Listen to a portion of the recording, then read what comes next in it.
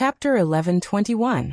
Although it was a centralized interrogation, the weight of Yuan Lin and Mao Song was obviously different. Dongqing Wudi, Wan Qingyun, Hua Zhenyang, several counselors almost poured all their firepower on Yuan Lin. The interrogation was not serious in both the occasion and the form. It was arranged in a very comfortable living room, but as time went by, the atmosphere in the living room became more and more depressing and desperate. I didn't force her. The despair in Yuan Lin's eyes grew stronger. It was not that he couldn't bear the pressure, but that he knew very well what it meant. It seemed to be an affair between him and Morong Xiao. But once it was connected with the death of Chen Fangqing and Chen Shi, no one could bear the pressure. A few hours ago, he was still on top of Morong Xiao's body, fantasizing about holding the beautiful lord in Yuzhou. A few hours later, he had fallen from heaven to hell. In particular, Morong Xiao, that bitch, had backstabbed him. Yuan Lin knew very well that he was finished. No matter how Zhongzhou State would deal with him, he would have nothing. Being able to keep his life was already the best outcome. She seduced me. I made a big mistake on impulse. Yuan Lin's slow and trembling voice slowly echoed in the living room. I am responsible for this matter. I have to make a self-criticism to the parliament and deeply reflect on my mistakes. I didn't control myself. No one can resist the temptation. I failed to live up to the training and education of the parliament over the years. You like to make self-criticism. There will be many opportunities in the future. Dongqing Wudi directly interrupted Yuan Lin's almost muttering voice and said calmly, Secretary Yuan, the matter between you and Morong Xiao is not something worth paying attention to. What's truly worthy of our attention is what else you've done behind the scenes of this incident. Yuan Lin's body shook. He looked at Dongqing Wudi blankly and did not speak. How long have you and Morong Xiao been together? Dongqing Wudi asked. 6 days. Yuan Lin was silent for a while and said hoarsely. The living room was slightly quiet for a moment. 6 days. 6 days ago in the afternoon, Chen Shi died in the Chen family's yard. That was to say, on the night of Chen Shi's death, Morong Xiao appeared in Yuan Lin's bed? How impatient were these two people? Ridiculous. Dongqing Wudi shook her head. I know I can't be forgiven for my mistake this time. I'm willing to confess everything I know. But I can guarantee that this is just my personal style, and has nothing to do with anything else. I have never done anything to let the Prime Minister down. Dongqing Wudi glanced at him without any expression, then lowered his head and took out a file that he had brought from the army headquarters before he came to the Chen family. The file had been specially encrypted, which meant that only a very small number of people in the entire military could read it. Dongqing Wudi glanced down and said in a calm voice, You can state your opinion, but there are some things we must investigate in detail. First of all, Secretary Yuan, tell me, where were you 26 days ago, between the early morning of December 3rd and 2 o'clock in the afternoon of the 4th? Between the morning of December 3rd and 2 o'clock in the afternoon of December 4th. Yuan Lin was a little dazed and confused. He subconsciously whispered, I don't remember. I can remind you. Dongqing Wudi said expressionlessly. That day, you bought a plane ticket to Sinan City, using an alias. Yuan Lin's face suddenly changed. His face suddenly became extremely pale, and his eyes looked more desperate. On December 3rd, he took a plane from Yuzhou to Sinan City, and flew to Nanyuan Province with another identity in Sinan City. Then he took a train from Nanyuan Province to Tiannan. He went to Tiannan, Xianyuan City. In the Sky City Club in Xianyuan City, he met Jiang Shangyu and Li Guangtu, talked about cooperation, and finally returned to Yuzhou on December 4th. How did Dongqing Wudi know these things? Yuan Lin suddenly raised his head, stared at Dongqing Wudi fiercely, and said in a hoarse voice, You monitor me? This is. No one monitors you. You're exaggerating. Dongqing Wudi said in a calm tone. He couldn't admit it, and it was true. No one monitored Yuan Lin, and no one dared to do it. Yuan Lin was Chen Fangqing's secretary, and he was the chief secretary at the level of governor.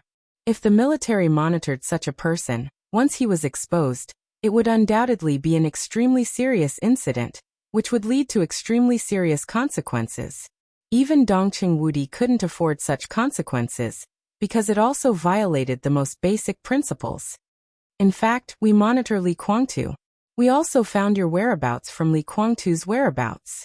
Regarding this point, the council had a record of it. Li Guangtu's identity is sensitive, and we need to determine some of his positions and actions through various channels. This matter has been going on for a long time, and it has always been the responsibility of the 5th Bureau of the General Staff Department. The 5th Bureau was the intelligence department of the military, the so-called Junqing Bureau, which occupied a very important position in the intelligence work of the entire Zhongzhou state. I can prove it. I gave the 5th Bureau the order to monitor Li Guangtu, and I reported it to the parliament. Next to Dongqing Wudi, Yi Dongsheng, the deputy minister of the army headquarters, suddenly said, "You met Li Guangtu. What did you talk about?" Dongqing Wudi looked at Yuan Lin and continued to ask. Yuan Lin was cold and couldn't speak for a while. In fact, there was a follow-up to this matter. Not long after he met Li Guangtu also came to Yuzhou and had a face-to-face talk with Qin Fangqing. But Dongqing Wudi didn't mention this matter. Did the people of the 5th Bureau not control the relevant information? Or did Dongqing Wudi know it but deliberately didn't say it? If it was the former, he couldn't explain anything. If it was the latter, he didn't need to explain anything. Obviously, Dongqing Wudi wanted to connect all the things together. If he went deeper into this topic, the most likely complete conclusion was that in order to occupy Morongxiu, he united with Li Guangtu to kill Qin Fangqing and framed Li Tianlan. And in order to get it done once and for all, on the day of Qin Fangqing's death, he also secretly caused Qin Shi's death, and naturally occupied Qin Shi's wife and all the resources of the Qin family. He had sinister intentions and deserved to be punished. Yuan Lin moved the corner of his mouth, but he didn't say anything in the end. He didn't know what to say. He had nothing to do with Qin Fangqing's death. However, this was something only he himself knew. But in his current situation, anything he said would be weak. At this time, no one would speak for him. Even Guo Wentian wouldn't. Because his affair with Morongxiu was obvious. Even Guo Wentian was not sure whether Yuan Lin had acted against Qin Fangqing and Qin Shi on impulse for beauty. If he had no problem, Guo Wentian still had the confidence to persist to the end. But what if there was really a problem, Guo Wentian's tough statement would bring unimaginable trouble to himself and the Prince Group. Before figuring out the cause and effect of the matter, the Prince Group couldn't make a clear statement. At most, they would oppose some results, but such opposition was destined not to be too tough. Moreover, the special intelligence of the military had always been very special. There were some things that, except for Dongqing Wudi, Yi Dongsheng and a few others, even the president didn't know, such as Yuan Lin's secret appointment with Li Guangtu and the secret talk between Li Guangtu and Qin Fangqing. Yuan Lin wasn't sure if Dongqing Wudi and Yi Dongsheng knew that Li Guangtu and Qin Fangqing had met, but it didn't matter. What mattered was that as long as he kept this matter under wraps and only mentioned his meeting with Li Guangtu in Xianyuan City, then it would be impossible to explain. In order to possess Morongxiu? This motive was indeed a little weak. But what if it was to possess Morongxiu and monopolize the resources left by Qin Fangqing? This was very realistic. Yuan Lin's identity was sensitive. When Qin Fangqing died in incomparable humiliation, and then Qin Shi died inexplicably, as long as someone took the blame for their deaths, the Qin family would be taken care of to the greatest extent. In other words, as long as the parliament believed that it was Li Tianlan who did it, the Qin family would certainly get support from all aspects of the parliament, and the one who benefited the most was naturally Yuan Lin. This was the righteous resource left by Qin Fangqing after his death, and this resource, the most conservative estimate, could push him into the parliament of Zhongzhou state 5 years later. In this way, this motive was sufficient. And his secret appointment with Li Guangtu could naturally be inferred that he wanted to use Li Guangtu as a knife. Qin Fangqing and Qin Shi died strangely. Everyone thought that Li Tianlan killed them in some way of martial arts. If Li Tianlan could do it, Li Guangtu, who also stood at the peak of martial arts in the dark world, could naturally do it. The motive and the means of killing seemed to be available. Li Guangtu's promise to cooperate meant that Yuan Lin had given the other party an irresistible reward. As Qin Fangqing's secretary, Yuan Lin had mastered countless information. What did he give Li Guangtu? Was this treason? His thoughts kept diverging. Yuan Lin's eyes went black for a while. Countless crimes seemed to be constantly pinned on his head in front of his eyes. He was extremely sad to find that at this moment, he didn't even have the slightest room to resist.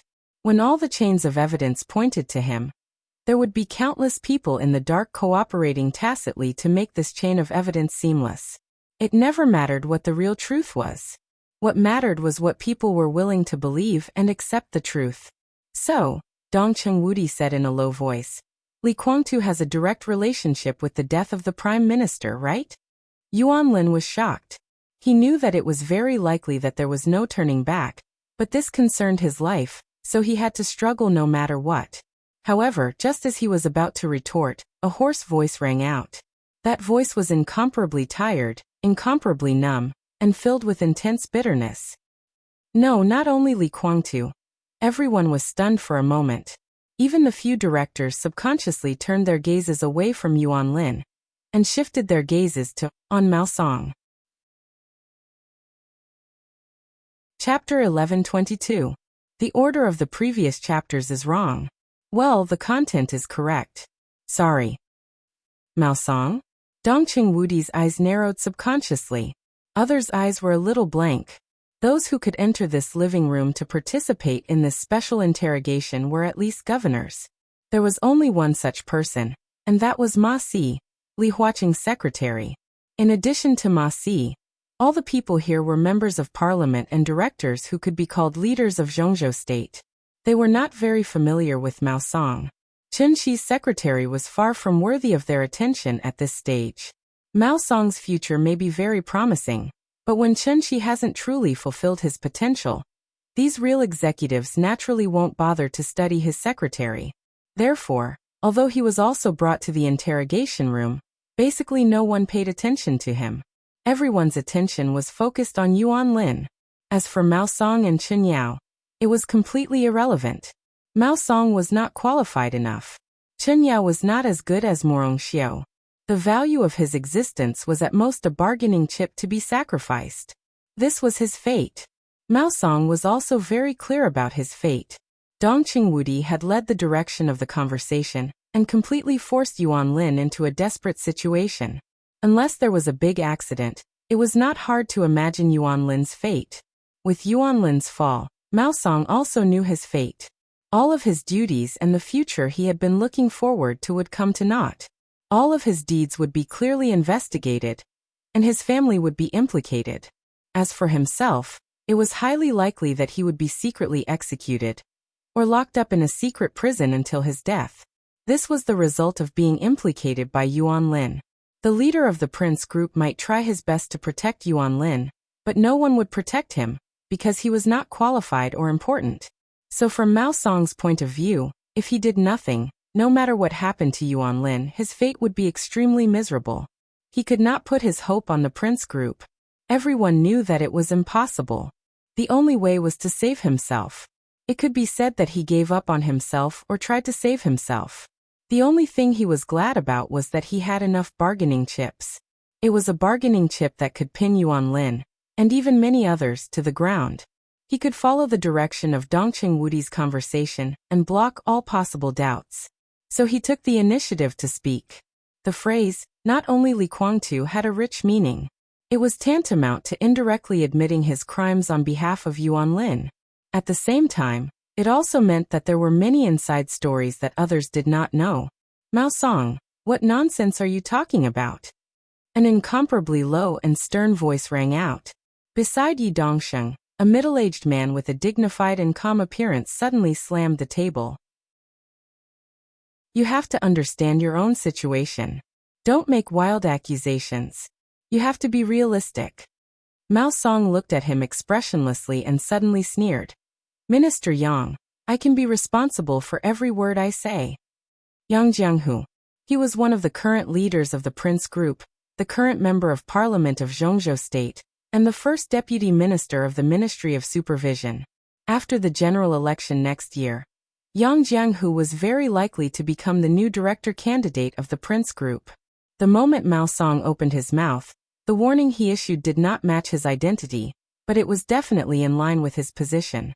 Yuan Lin alone had already caused the prince group a lot of trouble. At this time, why did Mao Song come to join in the fun? Whether what Mao Song said next was the truth or a fabrication, Yang Jianghu did not want him to continue. He just wanted this matter to calm down as soon as possible. Fellow wise man in Jianghu, watch your attitude and words. Wan Qingyun, the Minister of Supervision who had been silent, frowned and said in a cold voice, whether what Mao Song said is true or not, we will investigate according to what he said, not stop him from speaking.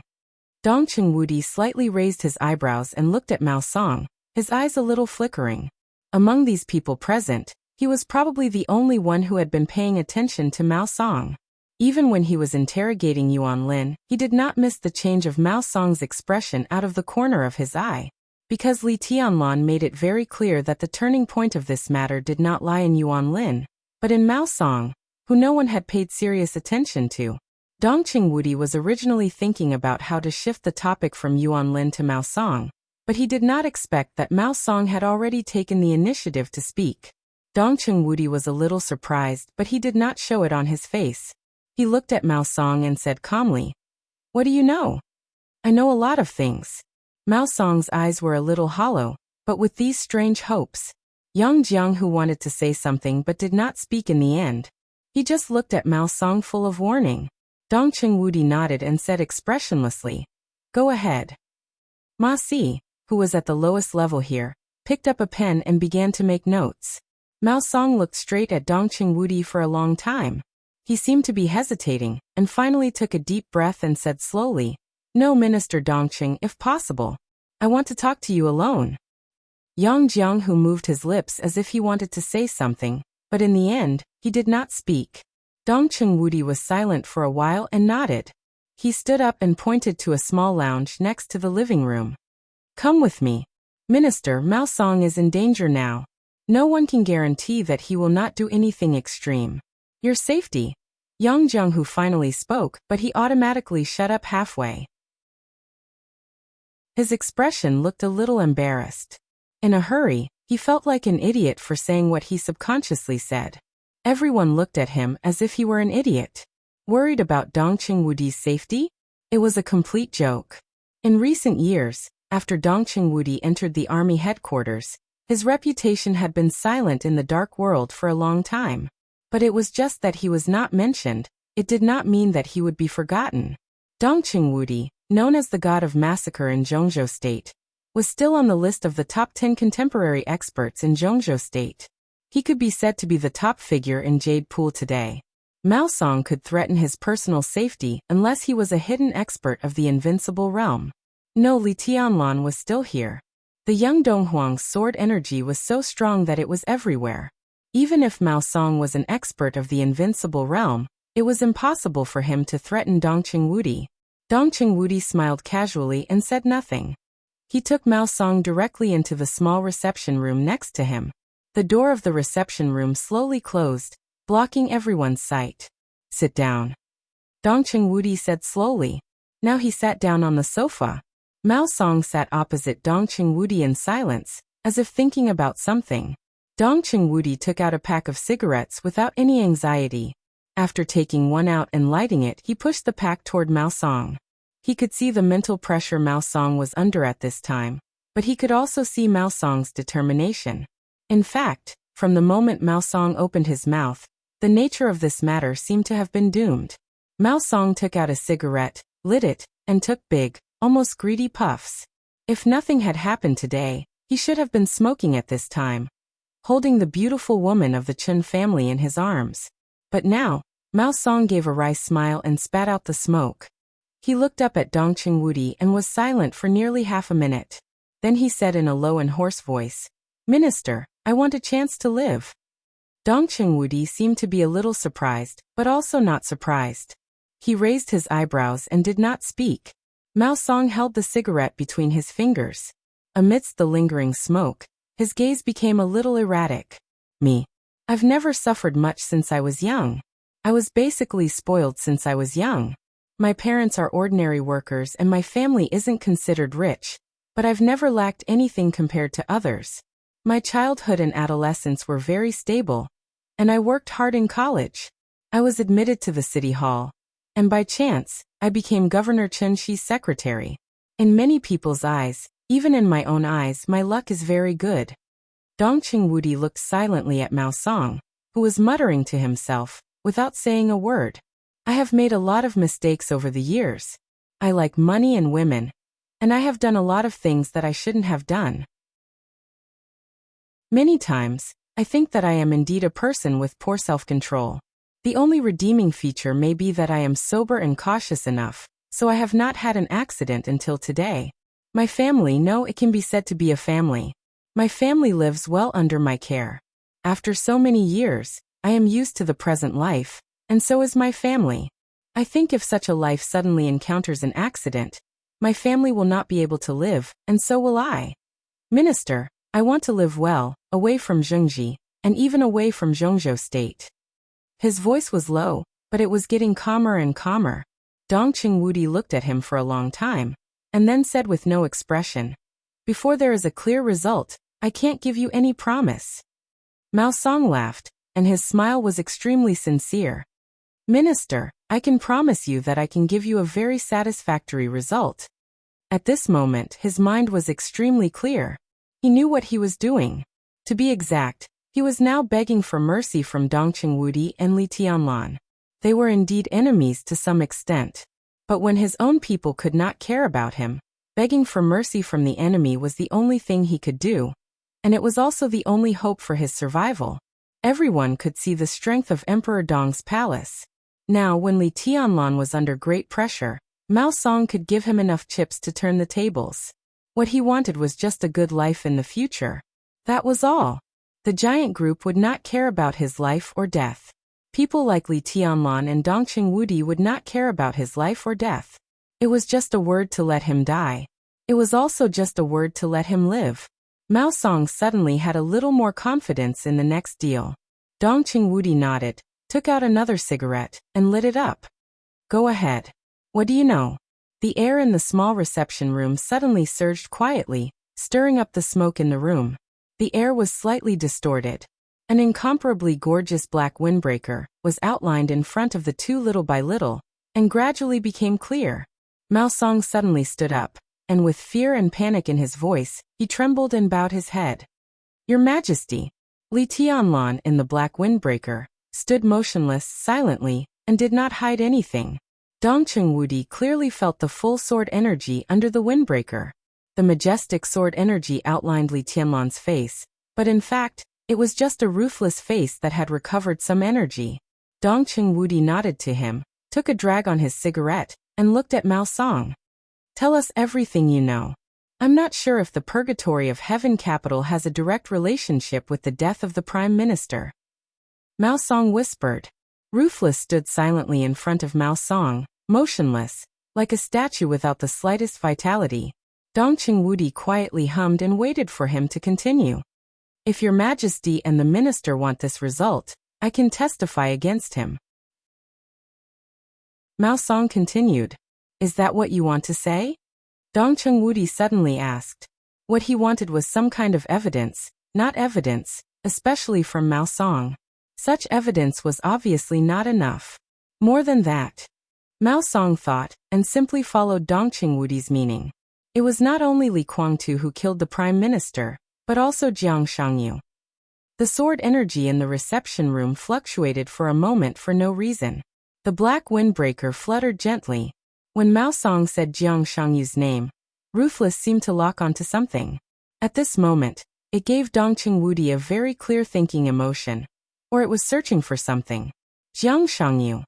Dongqing Wudi murmured to himself and narrowed his eyes. At this moment, he suddenly realized that maybe he would get unimaginable gains from Mao Song, who no one paid attention to. Dongqing Wudi took the initiative to hand Mao Song a cigarette and said flatly, "Go on. What I can be sure of at present is that the death of Governor Chen Shi is directly related to Jiang Shangyu, and I can show evidence." "What evidence?" Dongqing Wudi's eyes gradually lit up. "Some recordings and myself." Mao Song gave a wry smile. Dongqing Wudi was silent for about 10 seconds. His body slowly leaned on the sofa and he said calmly, "You mean you killed Chen Shi?" "I didn't want to kill him myself. Mao Song whispered. Jiang Shangyu gave me a kind of medicine, which looked a bit like four-leaf grass. He told me to crush this leaf into powder and give it to the governor. I gave the governor 3 leaves, and the last one is with me now. According to what Jiang Shangyu said at that time, the governor would not die directly because of this, but he would have a very strong hallucination, so he would do something extreme to His Majesty Li Tianlan. In this way, the governor was likely to die directly in the hands of His Majesty Li Tianlan, which would further prove his guilt. Even if His Majesty restrained himself at that time, the governor would become insane because of the strong hallucination, and even attack the people around him. In this way, he was likely to be killed by the guards around the directors. In the autopsy report after his death, it was easy to give the conclusion that the governor had been hypnotized at that time. Then Jiang Shangyu would expose the fact that Patriarch Qin Weibai was good at hypnosis in the spiritual domain, which would not only put more pressure on His Majesty, but also drag the Lin clan into trouble. He said numbly, and at the same time he took out a small green leaf from his pocket. The leaf was in a transparent fresh-keeping bag. Mao Song put the leaf in front of Dongqing Wudi and whispered, Jiang Shangyu gave it to me, and so did the fresh-keeping bag. There should be his fingerprints on it. Dongqing Wudi, whose heart was in turmoil, restrained his expression and just asked, in addition to the possible fingerprints, what other evidence do you have? Recording. There is a USB flash drive in my room, hidden under the bed and glued to the bedboard. It should not have been destroyed. A black shadow instantly separated from Wu Qing's body and rushed out of the reception room. Mao Song merely blinked his eyes, and the black silhouette once again merged with Wu Qing. A black USB flash drive appeared on the coffee table, still spinning and shaking slightly. Dongqing Wudi and Mao Song's eyes fell on the USB flash drive at the same time. Mao Song was stunned for a moment, nodded slightly and whispered, "That's it." There was no equipment to play the recording in the reception room, so Dongqing Wudi carefully put away the USB flash drive. How did Jiang Shangyu get in touch with you? Dongqing Wudi asked. Through the shade. Mao Song told him everything he knew, and every word was true. What he said was the truth, so it was particularly logical. The shade is in the Phoenix Pavilion, codenamed Red Snow. Dongqing Wudi was a little confused and asked, "What is the Phoenix Pavilion? Who is Red Snow?" The Phoenix Pavilion is a secret organization of Kunlun City. Mao Song laughed in a low voice. It is also the core organization of Kunlun City.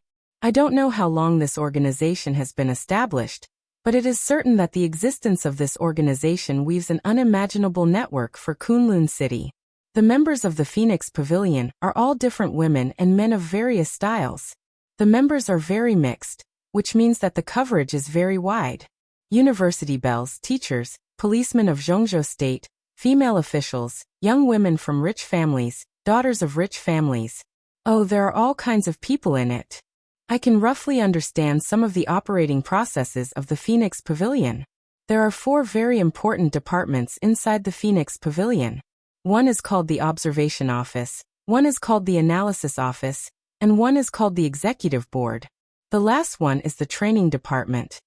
The Observation Office is the peripheral force of the Phoenix Pavilion, scattered in various places, regions, and industries in Zhongzhou State.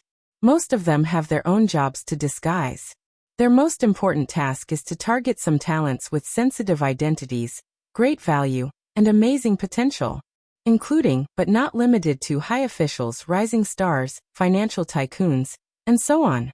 The Observation Office will regularly make a list, summarize it annually, and then delete some that are not so reasonable. After finalizing a final list, it will be submitted to Kunlun City. This list will be transferred to the Analysis Office. The Analysis Office can combine the intelligence of Kunlun City to deeply analyze the role each candidate can play at present, the height he may reach in the future, the resources he controls, and so on. It is impossible for the Observation Office to get the intelligence of Kunlun City. Relying on this intelligence, the Analysis Office simplifies the list provided by the Observation Office and forms the final list. The final list will be transferred to the Executive Board, which is mostly made up of the elites of various special operations bureaus in Zhongzhou State. They will conduct the most detailed investigation on everyone on the list, such as their character, taste, hobbies, schedule, ideals, marital status, family relationship, and the opposite sex they like. They can even investigate their previous friends of the opposite sex and their current wives or husbands, understand the reason for their breakup, understand the couple's conflicts in their current lives, and so on. All the details are within the scope of the executive board's investigation, even down to what brand of toilet paper they like. The executive board will eventually produce a detailed investigation report and transfer it to the training department. Based on the investigation report, the training department will screen candidates in the Phoenix Pavilion who meet the target's taste. For example, Mao Song paused and then smiled with some complexity.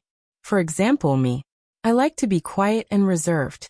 It's best if she has an oval face, long hair, big eyes, a pair of slender, beautiful legs, good personal culture, has received higher education, loves music and classical dance, and is 1.7 to 1.75 meters tall with a decent job. The observation office will put my name on the observation list and send it to Kunlun City in the summary. Kunlun City will hand over the list to the analysis office. My name will be confirmed after combining various analyses. Then the executive board will use various ways to learn all kinds of information about me, and finally form an investigation report and send it to the training department of Phoenix Pavilion. The training department will select suitable candidates from various groups in the Phoenix Pavilion. My preference is relatively simple and easy to satisfy. But if the opposite sex I dream of doesn't exist in the Phoenix Pavilion today, then the investigation report about me will be transferred to the observation office again, and the observation office will start to mobilize resources, such as the police department and the resources of various special operations bureaus, to find and lock the target for me all over the country and even the world. After the target is locked, it will be transferred to the executive board again, which will make a detailed action plan. It will use various means to get the target to the Phoenix Pavilion, and then join the training department for special training and brainwashing for a long time. When the other party's training and brainwashing are all qualified, the trainee will be transferred to the executive board again, and the people of the executive board will arrange various accidents and occasions to let her appear by my side smoothly. Such a candidate will basically be the lover I dream of. There is almost no error. Her existence perfectly matches all my fantasies about the opposite sex. She targets my weakness and makes me almost unable to resist. I will completely fall for her in a very short time. In this way, I will have a chess piece of Kunlun City by my side. When she gains all my trust, the executive board will make the next plan. If everything goes well, I will also become a chess piece of Kunlun City. At least, I can become a force that Kunlun City can use. Mao Song said and lit another cigarette. He smoked silently. After a long silence, he suddenly laughed and said, "Of course, this sounds a little troublesome, but this is a special case. Most people don't have two impossible requirements for their dream lover. The various women in the Phoenix Pavilion are enough to deal with most situations. After joining the training department, they can perform long-term tasks after short-term training. Unless there is a particularly valuable target, Kunlun City will spend a lot of manpower and material resources to tailor a dream lover for the target." Phoenix Pavilion. Kunlun City. The calmness on Dongqing Wudi's face had completely disappeared, leaving only solemnity. Kunlun City had only appeared in Zhongzhou State for more than 20 years. But the Gu family, which had struggled under the majesty of the Li family, had a very long history. So strictly speaking, how long had the Phoenix Pavilion, which belonged to the Gu family, existed? If such an organization really existed, to what extent would it have developed in Zhongzhou State now? How many people are there in the Phoenix Pavilion? Dongqing Wudi asked in a low voice after thinking for a while. I don't know. Mao Song smoked and shook his head. There shouldn't be many formal members who are in a state of no task. Most of them have formal and long-term tasks. But what is certain is that in addition to those departments, there are at least 6 large groups in the Phoenix Pavilion. In addition, there are at least 3 schools behind the Phoenix Pavilion that specialize in training all kinds of talents. Is there such a school? Will anyone choose to sign up? Dong Qingwudi's worldview was severely shocked. He had been in the Border Control Corps all year round, and had been dealing with soldiers for most of his life. In his mind, the Phoenix Pavilion was simply a place to train senior girls. A school set up in such a place. Would anyone sign up? I can tell you for sure that at least 3 of the schools are overcrowded. Mao Song smiled. In this day and age, there are still a lot of good girls, but there are also a lot of girls with distorted values. There are even more beautiful and scheming girls who want to marry into a rich family. Some girls even share second-hand designer stockings with other girls in order to marry into a rich family. In order to get in and out of various so-called high-end occasions, they would rather squeeze dozens of people into a luxury hotel suite just to take a selfie to pretend to be a so-called socialite. In a high-end restaurant, more than 10 people have to pay for a cake together. They take turns to take photos, and they have to be slapped for every bite. Oh, humble and pitiful things. Compared with them, the Phoenix Pavilion can be said to be a paradise. At least the people in the Phoenix Pavilion, although the mission they undertake is contemptible, at least they are like human beings. As long as they can walk out of the Phoenix Pavilion, it means that they can definitely appear beside some big shot. As long as they work hard, they don't lack money or power. They can live a luxurious life, have luxury cars, watches and houses. Maybe they can't see the light, but they live a life that most materialistic girls are incomparably envious of. For this kind of life, many girls are willing to give up everything. Even if it's a school secretly run by the Phoenix Pavilion, not just anyone can enter. First of all, there are very clear and rigid requirements for academic qualifications, height, appearance, and body proportions. Secondly, there are past love lives. It's best if you're pure and unblemished. If you're not, then you can't have a private life that's too messy. In addition, there are questions about interests, hobbies, personality, and so on. In short, if you want to enter that school, the tests in all aspects are no less than a top-notch interview. After receiving an official invitation letter, the tuition fee would be completely free, and accommodation would be provided. The school would also introduce decent and leisurely jobs to the students outside of the curriculum. In addition to that, there would also be a subsidy from the school. Every official student would receive at least a 5-digit income every month after studying. There will be an internal assessment every year, and some people will be persuaded to quit.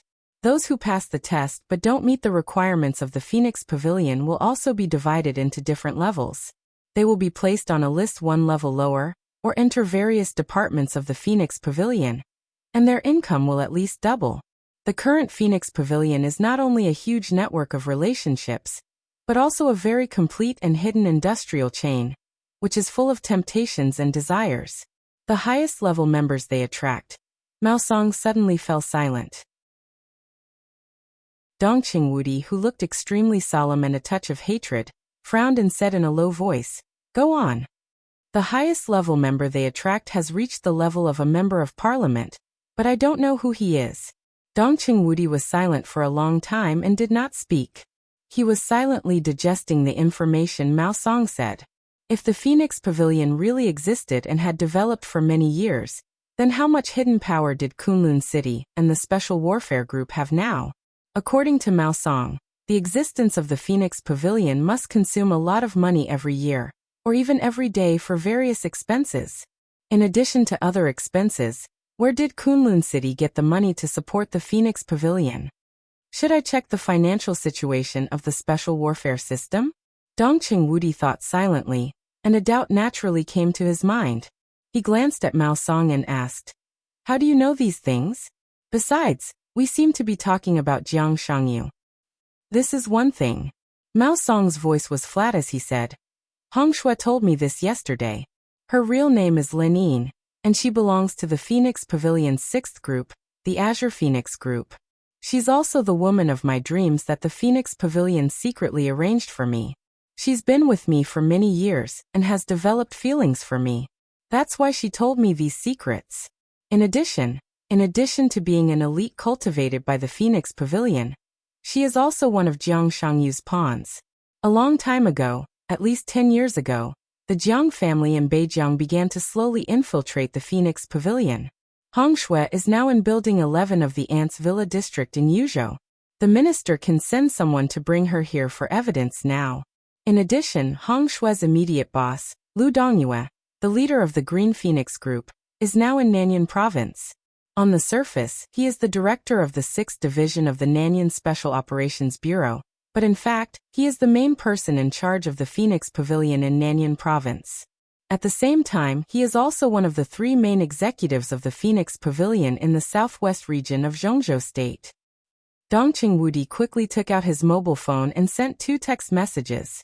He arranged for someone to control Hong Shui and Lu Dongyue as soon as possible. The villa area where Hong Shui lived was not far from here, and the army headquarters. He could get it done as soon as he sent the text message to Bai Qingzhao.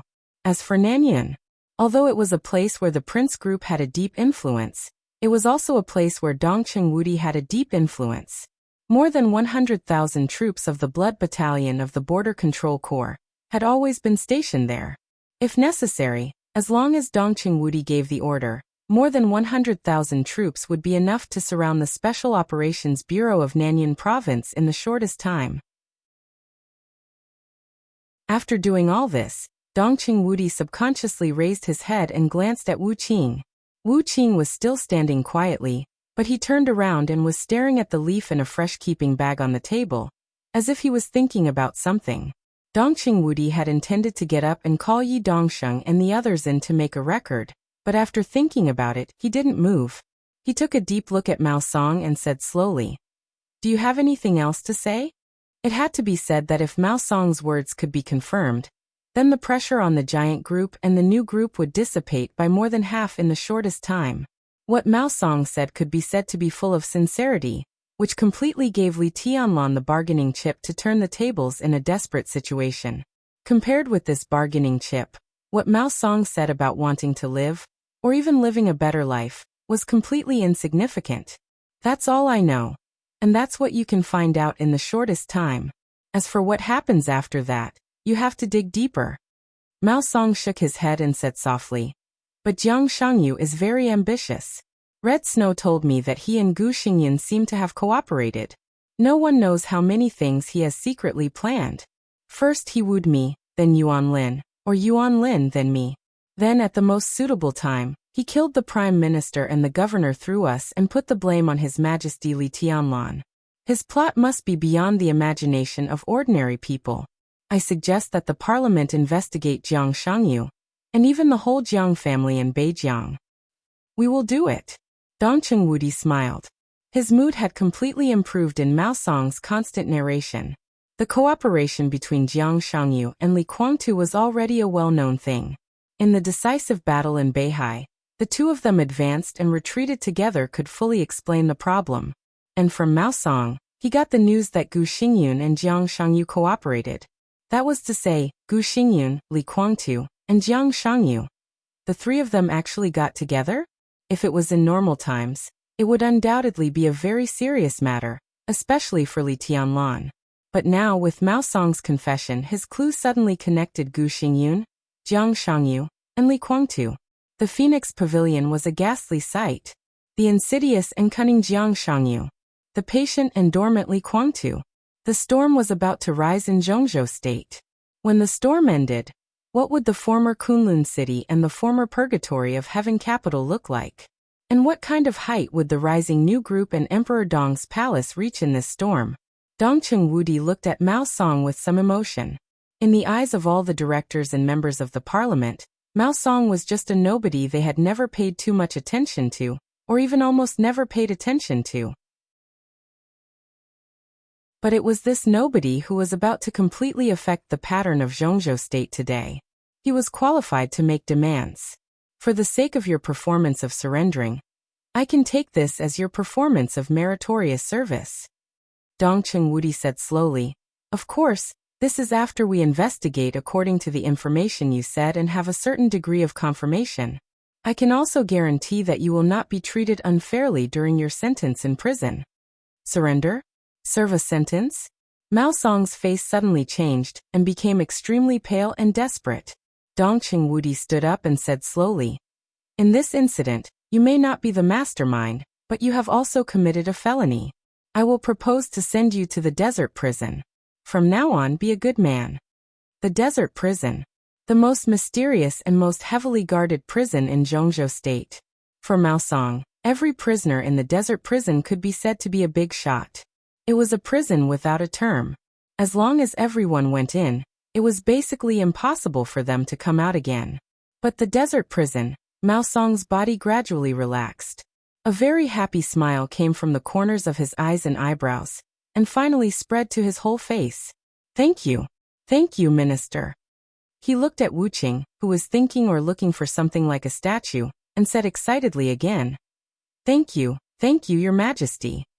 The desert prison was indeed the most horrible prison in Zhongzhou State. But he had just left the desert prison, and now that impasse could be regarded as his territory. He would enter the desert prison. Mao Song would die in prison. But for him and his family, it might be a brand new life.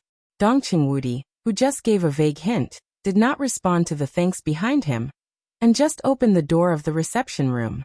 5 minutes later, Ma Si, who was taking notes, couldn't help but put down her pen and paper. She hurriedly rushed to the temporary meeting room of the Chen family. After passing the general news to Li Huaqing, she hurriedly rushed back to continue the unfinished interrogation and record. Mao Song became the focus of everyone's eyes.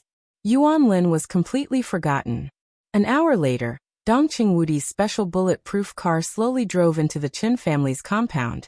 The door opened, and Lin Yin, codenamed Red Snow, was secretly escorted into Dongqing Wudi's interrogation room. The interrogation continued. Without warning, the storm had suddenly formed in the top building of Zhongzhou State. It's almost over. In the Ritz-Carlton Hotel, Xianyuan Wushang stood in front of his floor-to-ceiling window, looking in the direction of the Chen family's compound, and suddenly said. His eyes were full of flickering light blue electric currents, as if he had witnessed the whole process.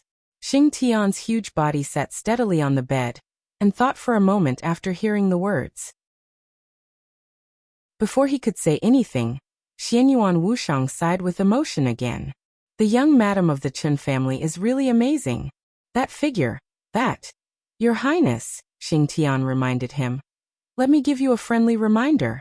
You have an engagement with the princess of the Dragon Clan, and that fiancé of yours has a higher authority than you. Although it's only a little, her path is completely different from yours. The smile on Xianyuan Wushang's face froze for a moment, and then gradually became distorted. He turned his head and looked at Xing Tian silently. After a long while he smiled without a smile and said, Do you think she knows what jealousy is? Xing Tian was silent. After a long while he said, You also have an engagement. Your appreciation of other women is easy to cause the princess's dissatisfaction. It has nothing to do with jealousy. The women of the human clan here are not suitable for you. Don't talk to me about women. Xianyuan Wushang said indifferently. There was a touch of despair in his eyes. What are women? Women are not suitable for me. I am a man. I am a real man. The corner of Xing Tian's mouth twitched. Xianyuan Wushang gritted his teeth. A real man should king a robot. Xing Tian coughed and wisely changed the topic. I don't think the parliament will cancel the alliance between Jiang Shangyu, Li Guangtu, and Gu Xingyun. This matter has nothing to do with anyone's will. The final result may be very lively, but this alliance should not disappear in a short time. Xianyuan Wushang turned around again, and looked in the direction of the Qin family's courtyard. What's the reason? Checks and balances. Xing Tian said calmly. This alliance is now the only power in Zhongzhou State, and even the whole dark world that can check and balance His Majesty. His Majesty sometimes does something out of line. No matter what the reason is, Jiang Shangyu's alliance will be kept. Of course, the parliament will inevitably make appropriate concessions. In fact, our goal has been achieved. The rise of the new group is unstoppable, and it is even stronger than expected. Checks and balances stupid. Xianyuan Wushang shook his head. After this matter, let's wait until that ridiculous alliance survives. Xing Tian's words became more and more cautious. He said softly, judging from His Majesty's current combat capability, he can only guarantee that he won't be defeated at most in the face of Jiang Shangyu, Li Guangtu, Gu Xingyun, and other things that we don't know about. The possibility of him winning is not high, and this is under the condition that he has the characteristics of level 8 authority. His Majesty now seems to only embody some abilities of level 7 authority of Heaven Ju. If he wants to fight with Jiang Shangyu's alliance now, the chance of winning is not big. You have never reached level 8 authority in martial arts before, have you? Xianyuan Wushang suddenly asked. Xing Tian was stunned and then said quietly, "My main authority has always been calligraphy." "So you don't understand," Xianyuan Wushang said softly. "The level 8 authority of martial arts has to go through life and death. If Big Brother's breakthrough this time was not incredible, I would not dare to take too many risks. But his breakthrough this time is too exaggerated. He has just broken through, but he already has the characteristics of level 7 authority.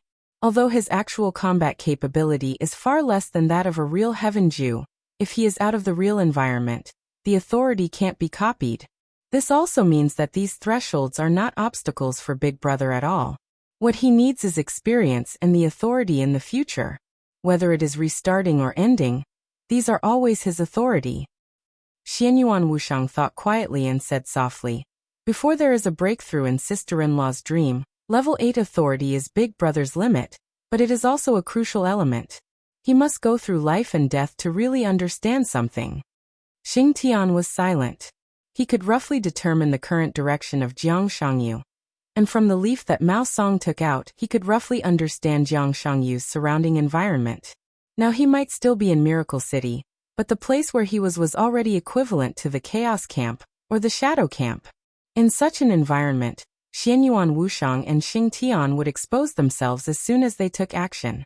It was difficult for them to even get close to the forest, let alone follow Li Tianlan to that forest. When they were not sure what the state of the shadow creature behind Jiang Shangyu was, they did not dare to rashly describe it, otherwise, they might even hurt Li Tianlan. The parliament had already investigated the problem. With Li Tianlan's temper, since he knew the existence of Jiang Shangyu, it was impossible for him to pretend that this thing had not happened. His character was not destined to let him swallow this anger. And the reality would also make him try his best. Even Xing Tian knew that Li Huaqing and others would not give up the Jiang Shangyu alliance, the only chess piece that could balance Li Tianlan. How could Li Tianlan himself not know? However, in the face of the evidence given by Mao Song, it was really not so easy to make a decision to protect the Jiang Shangyu alliance. The parliament needed to discuss, play, and discuss. And before the official result appeared, it would also be when Li Tianlan could unscrupulously retaliate against the Jiang Shangyu alliance. Time was very limited. When the parliament made a decision, many things would not be easy to change. Li Tianlan either accepted the compensation and reached a new balance with the major groups in Zhongzhou state, or, no, there was no other choice. This was his only choice. Now all aspects need time. Xianyuan Wushang whispered. It depends on who can seize the opportunity first. In the past decades, Li Shi's life finally ushered in a very rare period of peace. Her short-term life in Emperor Dong's palace was stable and leisurely. As the third deputy palace master of Emperor Dong's palace, her injury was no longer a problem after being treated by Xianyuan Wushang, so she naturally became the strongest of the three deputy palace masters. However, unlike Situt Songyuan and Saint, she had nothing to manage in Emperor Dong's palace. The position of deputy palace master seemed more like an idle position when there was nothing to do. Li Tianlan gave her a piece of land in front of a garden villa in Emperor Dong's palace. After Li Shi and Li Qingqing lived here, they rarely left. Li Shi stayed in the villa most of the time. The only request she made was to ask the elites of Emperor Dong's palace to buy some books. A cup of tea and a book in her hand seemed to be able to easily pass the day.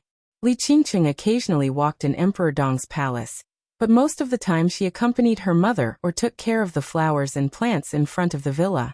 There were no maids, gardeners, or cooks in the villa. Occasionally, there were logistics personnel who delivered meals to the mother and daughter. But more often, the mother and daughter went out to buy some simple vegetables and cooked by themselves. They lived in Emperor Dong's palace in this way. They did not integrate into Emperor Dong's palace, but they did not tidy up either. It seemed that they lived in peace and isolation. Qingqing, is this kind of life what you want? In the gradually darkening night, the exquisitely decorated villa turned on the lights. After dinner, the mother and daughter were washing the dishes in the kitchen. Feeling the cool and clear water droplets falling on their hands, Li Shi suddenly turned to look at her daughter and asked, Li Qingqing looked at Li Shi with some doubts, and then lowered her head to wash the dishes. She stood straight, lowered her head, and blinked her eyelashes, looking focused and docile. It's actually very good. It's very quiet and relaxed. No one forces me to attend classes and receive training, no one urges me to practice martial arts, and no one teaches me some talents that I don't like. A very happy smile appeared on Li Qingqing's beautiful face. I haven't meditated for several days. I suddenly feel very safe here. It seems that the past is in the past. Yes, it's all in the past. Li Shi was silent for a while, and then murmured to herself as if she was sleep-talking. She looked at her daughter, who was smiling, and whispered, "But your life is not normal in the eyes of your peers. Maybe you should go shopping, buy some new clothes, and even wait for Tiannan University to be established. You can go to school, make a boyfriend, get married, and start a family. Instead of staying at home by yourself every day like me. If this goes on, the whole person will become more and more isolated. It's not me." Li Qingqing chuckled. "I still have you, and you also have me. Mom, do you know what I've been thinking these days? This is this villa, just like our small world. We can live as we want. We can go out to buy the food we like, read the books we like, and be in a daze. We don't have to worry about etiquette. When we laugh, we don't have to worry about how many teeth we show. We don't need to worry about whether our sitting posture is correct or not, and we don't need to worry about whether our movements are elegant. All the constraints are gone, and we are very free. And you are still by my side. This is very good. This is enough. Well, I like it here." As she spoke, Li Qingqing suddenly frowned and continued, "It would be better if that nasty guy didn't come to harass us. Mom, I'll talk to my brother-in-law. He will intervene in this matter, right?" Li Shi seemed to think of something interesting.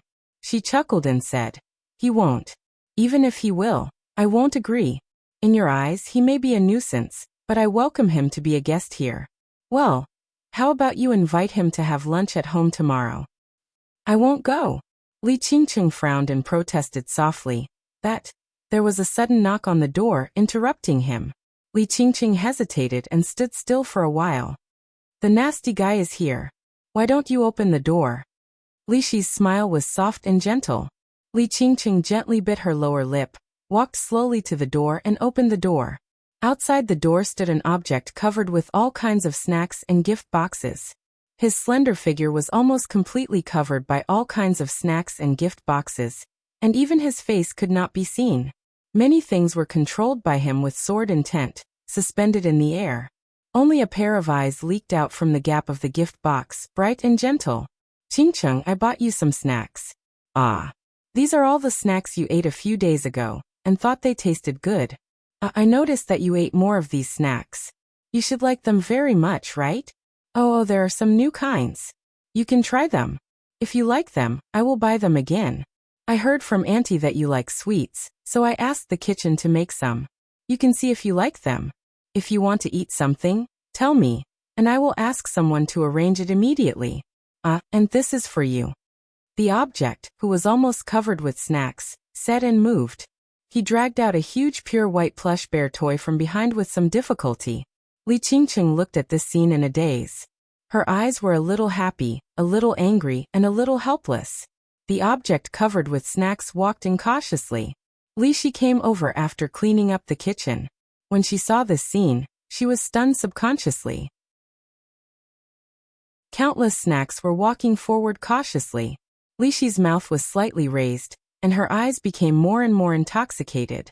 It was not difficult for her to imagine that the object was covered with snacks, and ran over excitedly in the eyes of many people. Looking at Li Qingqing, who was at a loss, Li Shi winked and turned around to make tea with a smile. "You are so stupid. Why do you have so many?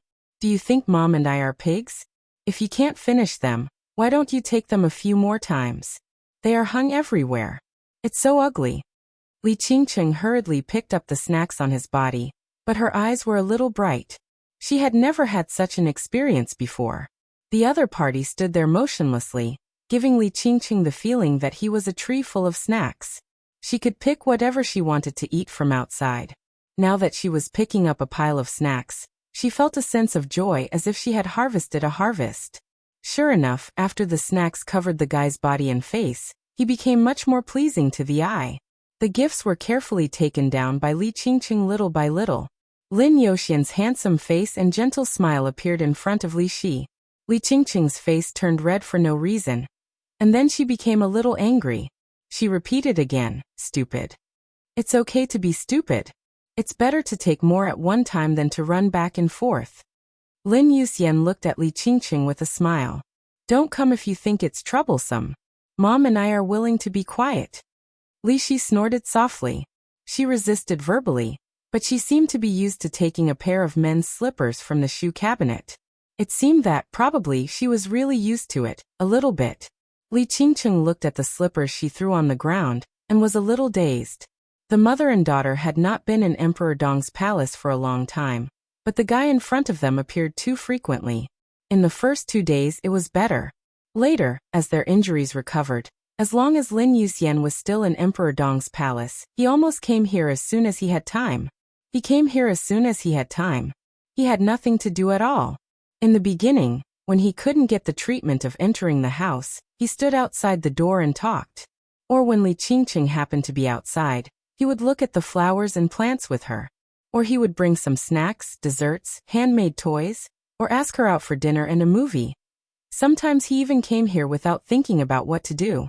At the most frequent time, Lin Youxian came here 16 times a day. Li Shi looked at him with a smile.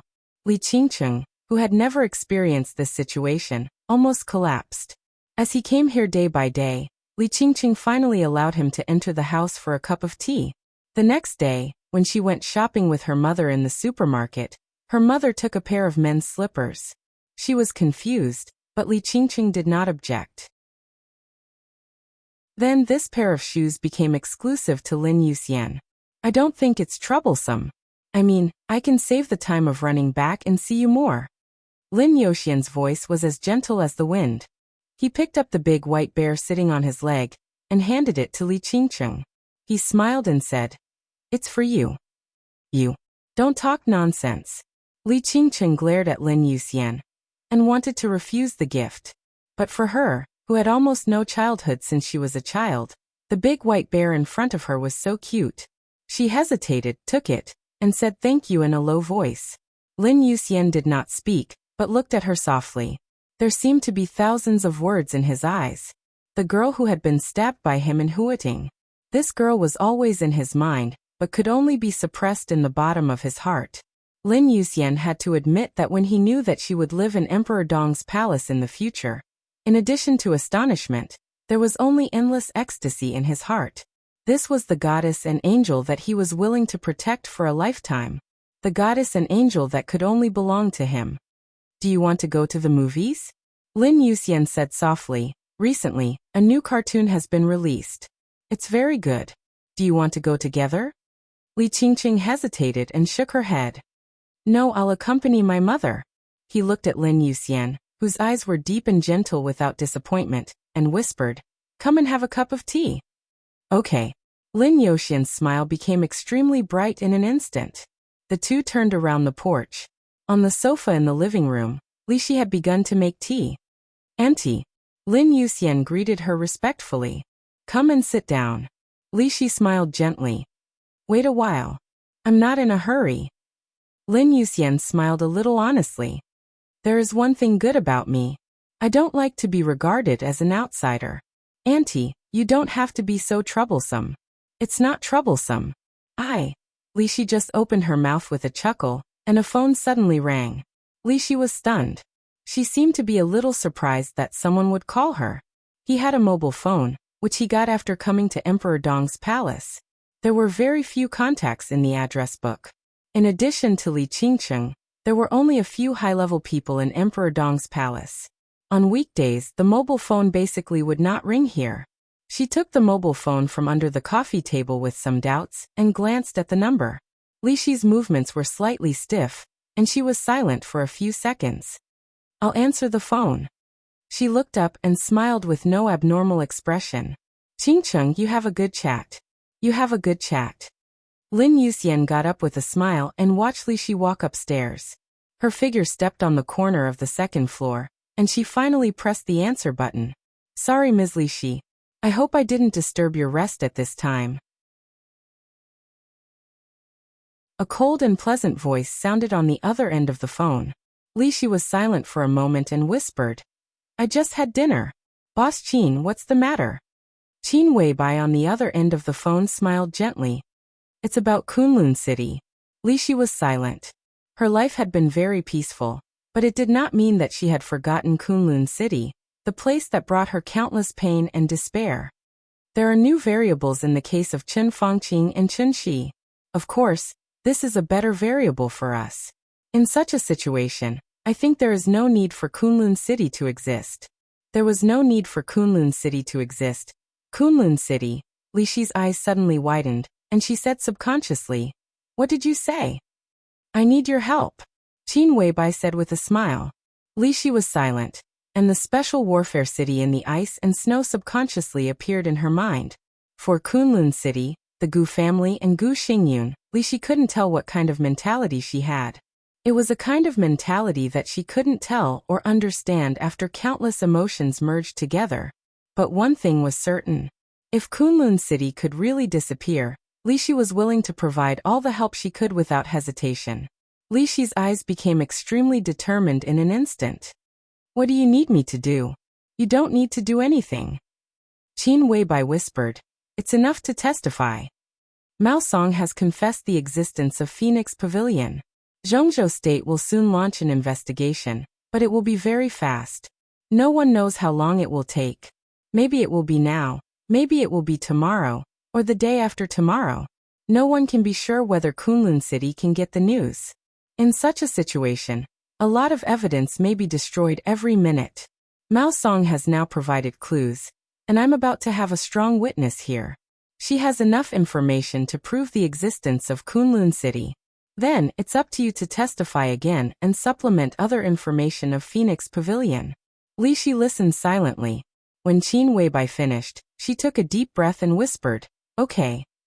Her voice gradually began to become as hard as iron. "I will explain to the Parliament in detail the reasons for the treason case more than 20 years ago, and everything I did around Li Guangtu as the pavilion master of Phoenix Pavilion at that time. No need." Qin Weibai seemed to be stunned for a moment, and then she said softly but sincerely, "Some things can be mentioned, but some things can be left unsaid. Madam, you should pay attention to protect yourself." If Li Shi told all the things she had done in the past, she might get herself involved. The treason case of the Li family had a wide influence, and some of its dark clouds were still unclear. But with the rise of Li Tianlan and Emperor Dong's palace, all this was irrelevant. "I understand," Li Shi said quietly. "Should I go now?" Qin Weibai said, "The plane has been arranged. You will get off in Nanyuan, and then take a special plane to Yuzhou. When you pass by Nanyuan, I hope you can bring another witness. You should be familiar with Lu Dongyue of Nanyuan Special Operations Bureau. He is now under the control of the Blood Battalion. It won't take too long." "Okay." Li Shi nodded. Thinking about Qin Weibai's words, she suddenly asked, "Is the Parliament still discussing this matter?" "Yes." Qin Weibai smiled. "The Parliament will be very busy today. There are too many things they need to discuss. In a short time, it is estimated that it will be difficult to have a clear result." Li Shi's eyes flickered. She said, then she hung up the phone and went downstairs. At the same time, at Yuzhou International Airport, Qin Weibai put down her mobile phone and silently thought about what was missing in the plan. Mao Song mentioned the name of Phoenix Pavilion for the first time, and then reported it with the substantial evidence of Phoenix Pavilion. Then Li Shi made the last stab. After this sudden and fierce storm, the new group would turn the tables, and the Prince Group and the Special Warfare Group were destined to be riddled with holes. This was the best result that could be fought for at present. Unfortunately, they still can't be completely destroyed. Qin Weibai said to herself with some regret. In my opinion, this is not a bad thing. Horsewoman on the side handed Qin Weibai a glass of warm water and said softly. Qin Weibai glanced at her. Horsewoman said with a smile. His Majesty's footsteps are unstoppable. In the dark world, he is already invincible. As long as he is given time, Kunlun City, Jiang Shangyu, Li Kuangtu, Wang Shengshao, and even Wang Tianzong will not be his opponents. It is not difficult to completely destroy them. It is just a matter of time. In the current situation after the storm, Kunlun City will no longer exist, and the Gu family will linger on because of Jiang Shangyu's alliance. This can also give Gu Xingyan some false hope, so that he will not have a life and death struggle. This time, we will provide tangible evidence of the existence of Phoenix Pavilion. But this is only a part of it. We can use this part as a deterrent to draw most of the hidden chess pieces of Phoenix Pavilion to our side. In this way, the new group will hide a very strong force in the dark. In general, this effect is much better than completely destroying Gu Xingyun and others. Qin Weibai lowered her head slightly, and her white and slender fingers rubbed the cup unconsciously. I understand what you mean. Her voice was erratic, and she was almost murmuring to herself. But she shook her head and did not continue to speak. In her mind, she always thought of the siege that she did not know was in the past or in the future. She thought of the sharp sword piercing through Li Tianlan's chest. Such images flashed in her mind again and again. If Gu Xingyun, Li Kuangtu, and others did not die, she would always feel a little uneasy. Qin Weibai shook her head hard and looked out of the window. In the bustling exit of the airport, a girl, who looked 11 or 12 years old or 13 or 14 years old, as beautiful as an elf and an angel, walked out alone, pulling a delicate small suitcase under everyone's gaze. Her small figure walked in the crowd without the slightest loneliness or fear. Instead, there was a kind of indescribable spirit in her. Qin Weibai smiled, opened the door, got out, and waved to the girl. The girl's eyes lit up. She trotted over quickly, handed the suitcase to Horsewoman, and then reached out to hug Qin Weibai's waist. Sister. Qin Weibai said yes, lowered her head and touched the girl's head. She whispered, Is everything ready? Yes. The girl nodded gently, and subconsciously glanced at the delicate suitcase in Horsewoman's hand. The suitcase was very light, because there was only some simple information in it, and there was not even a change of clothes. Those seemingly simple information were all sharp swords against Kunlun City, which were the sharpness that had been hidden for many years. Qin Weibai unconsciously stroked Gu Xinyan's hair, but her eyes quietly looked in the direction of the Qin family's courtyard. The sword light suddenly rose. The storm fell. Chapter 11:23. When Ma Si entered the temporary conference room in the backyard of the Qin family for the fourth time, the atmosphere in the conference room was almost frozen. It was nearly 1 o'clock in the middle of the night. The ventilation system in the living room had been turned on to the maximum, but the thick and dazzling smoke was drifting in every corner of the hall. Looking through the light, Ma Si couldn't see clearly who was sitting in the conference room for a while. Is there any new information? Li Huaqing's suppressed voice sounded in the deep and dignified voice. Yes. Ma Si nodded subconsciously and looked in the direction of the voice. Only then did she find that Li Huaqing was no longer in the position where he came in last time, but sitting on the sofa on the other side. His whole body was wrapped in the soft leather sofa, and he was raising his hand to rub his forehead. He looked tired and haggard in the fuzzy smoke. Ma Si looked down at the folder in her hand, and was at a loss for a moment. The interrogation of Mao Song was still going on. It was a protracted war that no one knew how long it would last. And he came here again and again to bring the latest information, or in other words, Mao Song's latest confession, to the giants in the conference room. This was the fourth time he had given his testimony. The speed of updating the confession was very slow. The conference room was in a stalemate, and the interrogation room was also in a game. Although Mao Song was very cooperative, the interrogation process was not very smooth. In order to show fairness and truth, Dongqing Wudi, who had communicated with Mao Song alone before, withdrew from the position of chief interrogator. Yi Dongsheng and Yang Jianghu were in charge of interrogating Mao Song. The fierce battle between the Prince Group and the Southeast Group broke out in the interrogation room almost without concealment. For every question, the two had almost different opinions. Yang Jianghu almost tried his best to induce Mao Song's confession from different directions, including subtle threats and temptations, naked warnings, questioning and confirming from various angles. Ma Si experienced the whole process and also recorded Mao Song's confession. Every confession had to be signed by all the directors and members of parliament in the interrogation room before it was sent to the conference room. The first interrogation of Mao Song and the recording of the confession lasted less than half an hour. The content of the recording was less than 1,500 words. But it was for these 1,500 words that the directors and members of parliament in the interrogation room argued for nearly 2 hours. Each word of the confession was so sensitive that it needed to be discussed and disputed. When the first confession was sent to the conference room, the storm across Yuzhou province had already taken shape. Phoenix Pavilion, the secret organization in Kunlun City.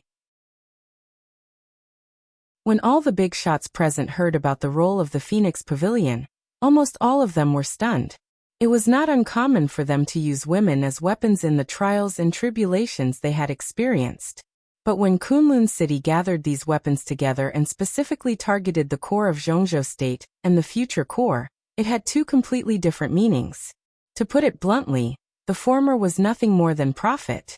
The latter, who had formed an organization, had undoubtedly revealed their wild ambitions. It took even longer for Mao Song's second statement to be delivered to the conference room. It was already 7 o'clock in the evening. The second confession recorded in great detail about the operation situation of the Phoenix Pavilion in Kunlun City. The major departments coordinated with each other and cooperated seamlessly. Following that, a fierce argument broke out in the conference room. When the third statement was delivered, this dispute was pushed to the climax. It was not just the conference room. Even the interrogation room was in a state of mutual hostility, because in Mao Song's third confession, he mentioned some lists that the Phoenix Pavilion had been constantly infiltrating over the years. With Mao Song's position, it was naturally impossible for him to come into contact with those who were too important. There were only a few rising stars who had enough potential to rise. However, this list, coupled with Mao Song's vague statement that there were counselor-level figures who were involved in the Phoenix Pavilion's pink trap, every word of his confession was extremely shocking. The fiercest dispute or even quarrel in the interrogation room came from this. A counselor giant became the prey of the Phoenix Pavilion. Regarding this, Mao Song did not produce substantial evidence. He just affirmed this point, but could not determine which counselor it was.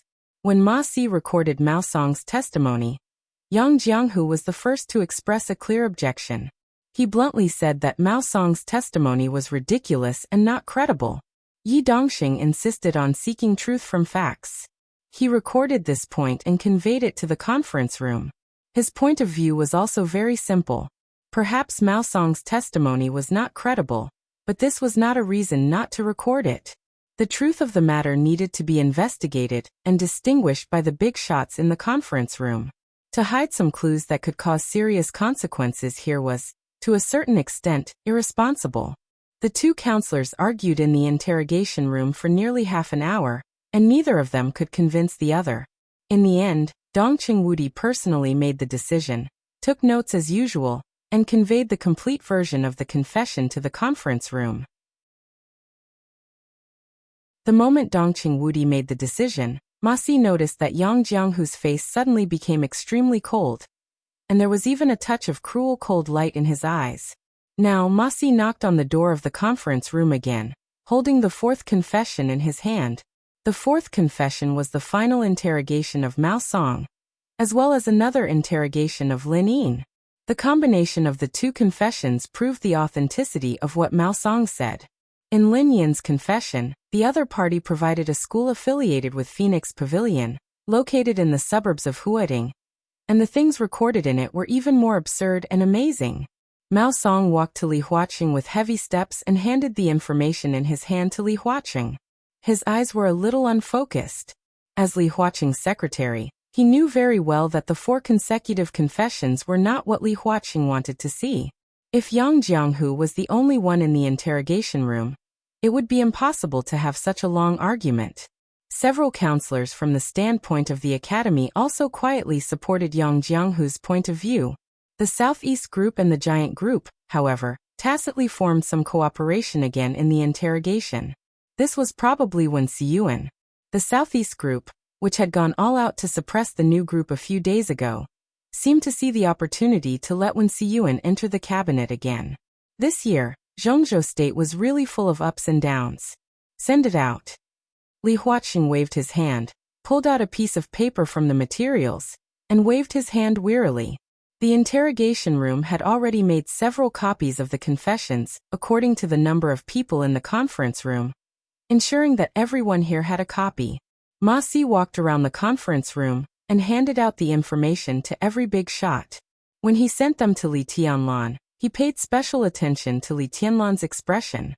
Li Tianlan took the materials with no expression on his face and looked at them quietly, without any attitude.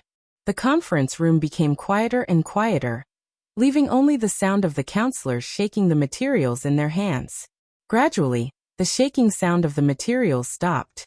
The conference room became completely silent, like a graveyard. Everyone talk about your opinions. In the extreme silence, Li Huaqing slowly opened his mouth. His voice was still steady and dignified. But at this moment, when his voice fell into the ears of others, they always felt that Li Huaqing's voice seemed to be missing something.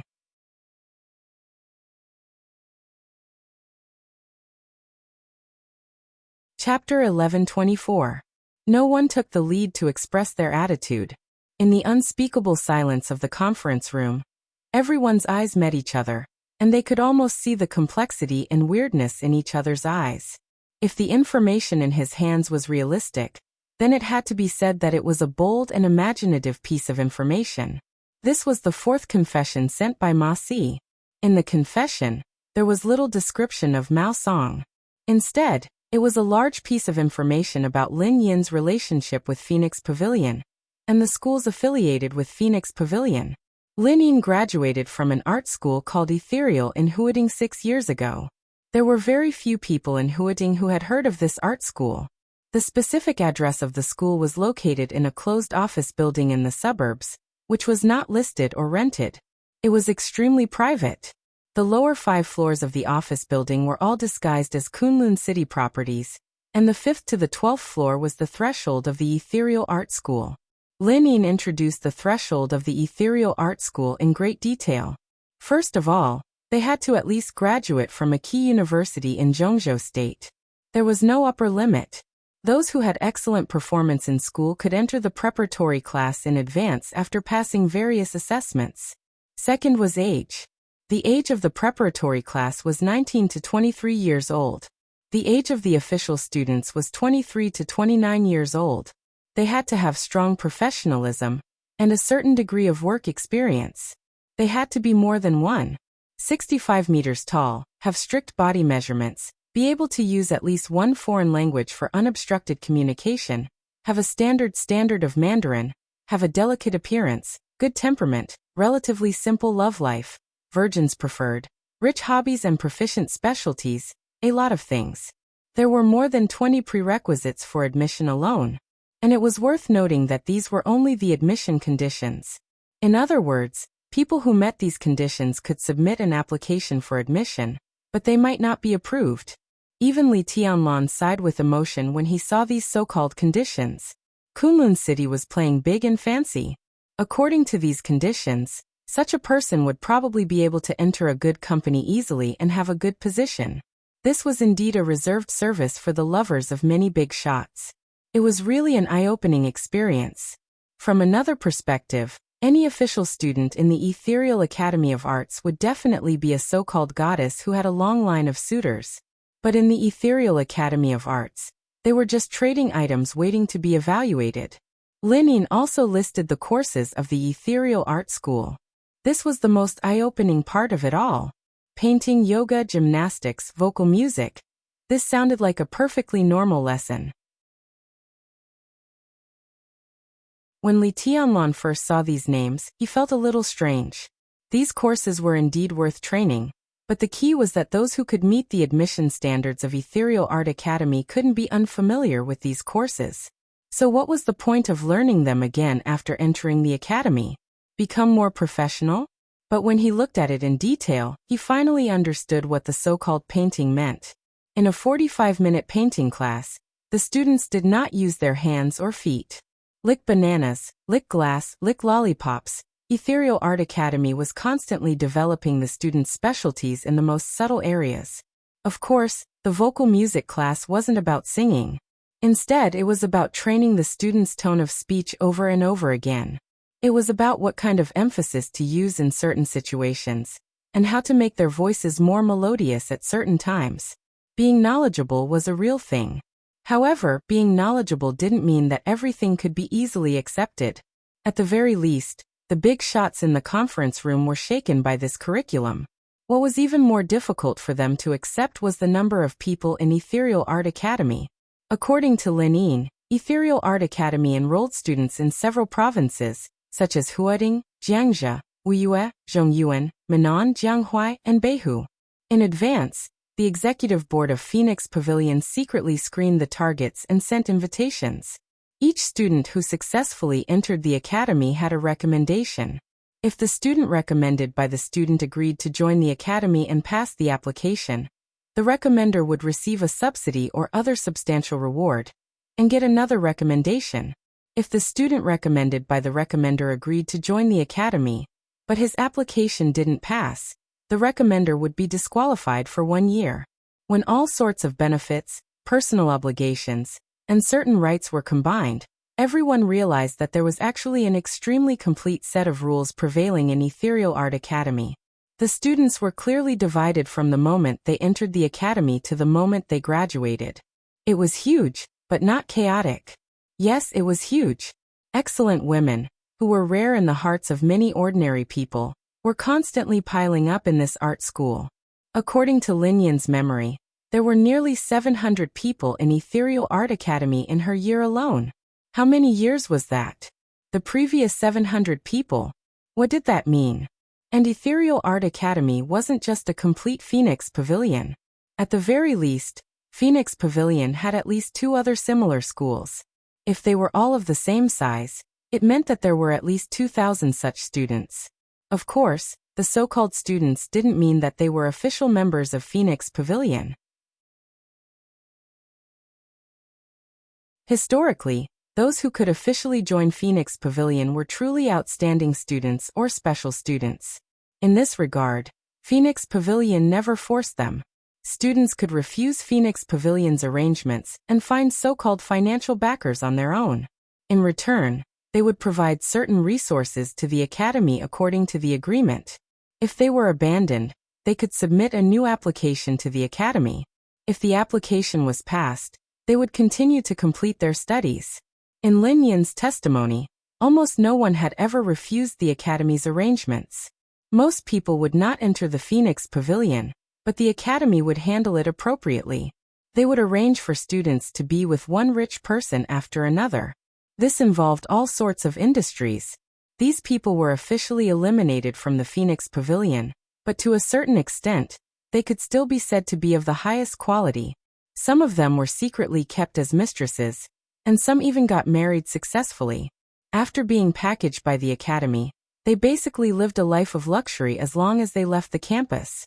The giants in the conference room attached great importance to the real Phoenix Pavilion, but they also kept a high degree of attention to these people who didn't join Phoenix Pavilion.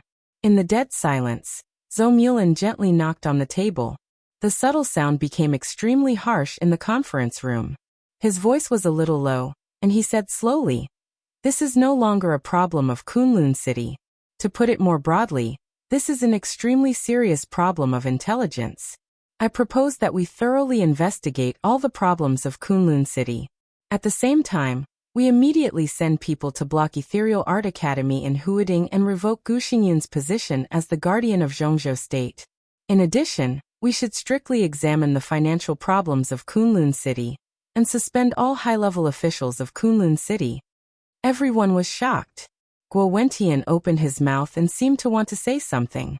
Zhou Mulan took a meaningful look at everyone present and said softly, "Everyone, no matter from the perspective of the complex internal problems of Kunlun City, or Gu Xingyun's personal problems, he is not qualified to be the guardian of Zhongzhou State. We didn't have a choice before, but now, I think we already have a more suitable candidate than Gu Xingyun. He is younger than Gu Xingyun, and no one can doubt his combat capability. His position is also far firmer than Gu Xingyun's. In the long time to come, I think it's the most responsible thing for him to do."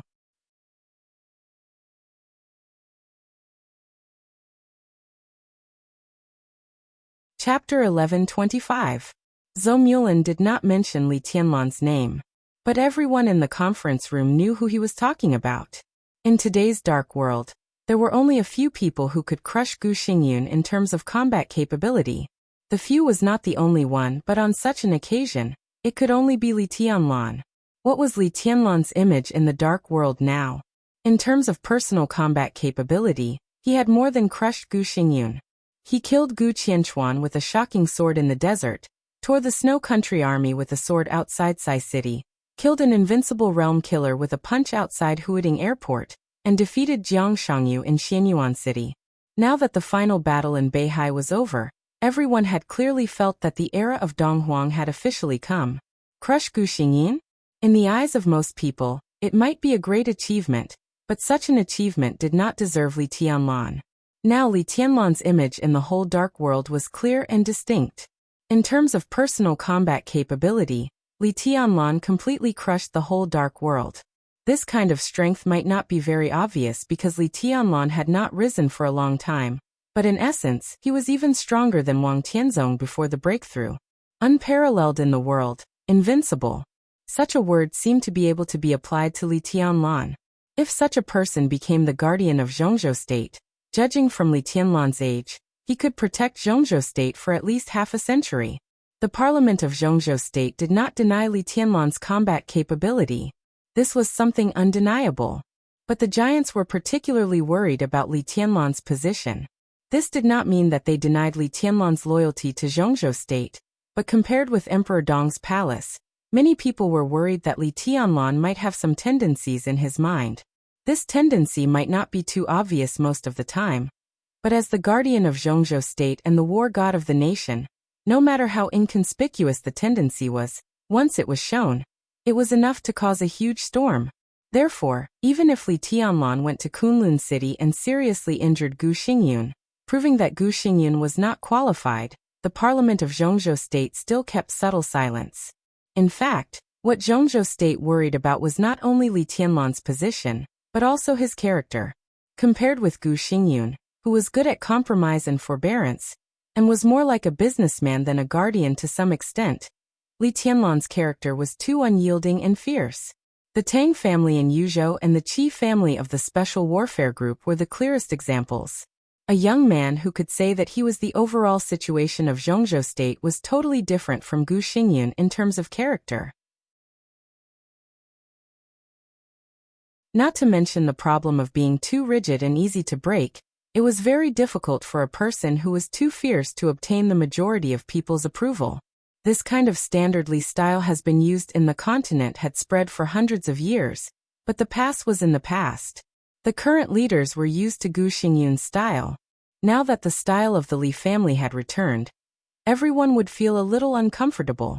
This kind of discomfort was not only for the Prince Group and the Special Warfare Group, but also for the academics, the North Group, and even the Giant Group.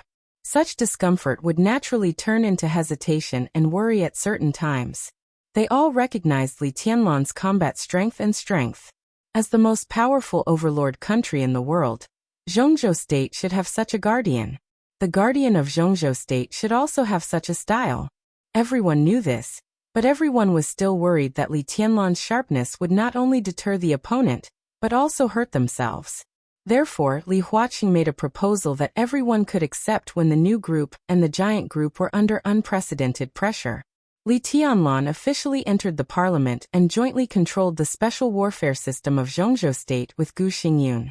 Gu Xingyun was still the state-protecting war god.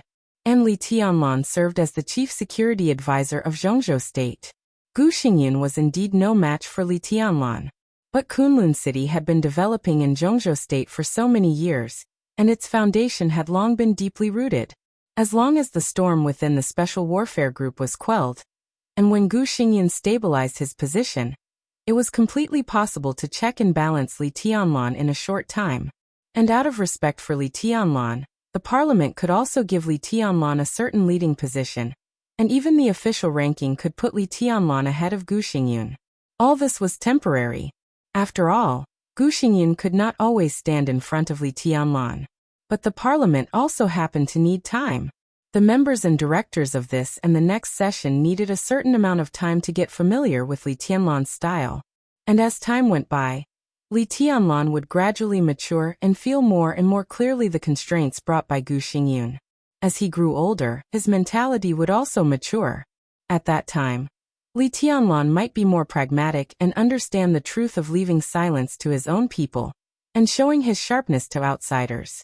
This was a mature and wise proposal. After several tests and compromises, a new balance would soon be formed.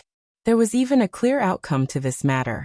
But the appearance of the Chen family's scandal disrupted all this in an instant. Everyone had accepted the reality, but accepting the reality did not mean that they would not be shocked. The giants in the conference room might not have completely reacted until now. How could a scandal of the Chen family become a storm? After sweeping through the Prince Group, it completely involved the Special Warfare Group, Jiang Shangyu, and even the Purgatory of Heaven Capital. And what changed all this was, it turned out to be just a secretary. It was not even Chen Fangqing's secretary. It was Chen Xi's secretary. Phoenix Pavilion. The scandal of the Chen family involved the Phoenix Pavilion, and seemed to have completely become a scandal of Zhongzhou State. If these things were true, then Gu Xingyun, the guardian of Zhongzhou State, was no longer a question of unqualified. Everyone was recalling the few confessions they had seen. If they were to connect these confessions together, they could indeed form a complete and logical reality. They could form a hidden Phoenix Pavilion that was out of everyone's sight. In other words, the things in the confessions were very likely to be true. When there was great certainty that Gu Xingyun was unqualified, Zhou Mulan suddenly proposed the more suitable Li Tianlan. He temporarily put aside all the scandals of the Phoenix Pavilion and the Chen family. This was tantamount to forcing everyone, including Li Huaqing, into a corner where they had to express their views. I agree with Director Zhou. Compared with Gu Xingyun, His Majesty Li Tianlan is more suitable to be the guardian of Zhongzhou State, and more likely to bring a sense of security to Zhongzhou State. Everyone, we all know the history of the Li family. Now the return of the Li family is crucial for Zhongzhou State. Zhou Yunhai spoke without hesitation. He was more straightforward and directly mentioned Li Tianlan's name. Li Tianlan sat quietly in the corner and said nothing. I also agree with the two directors.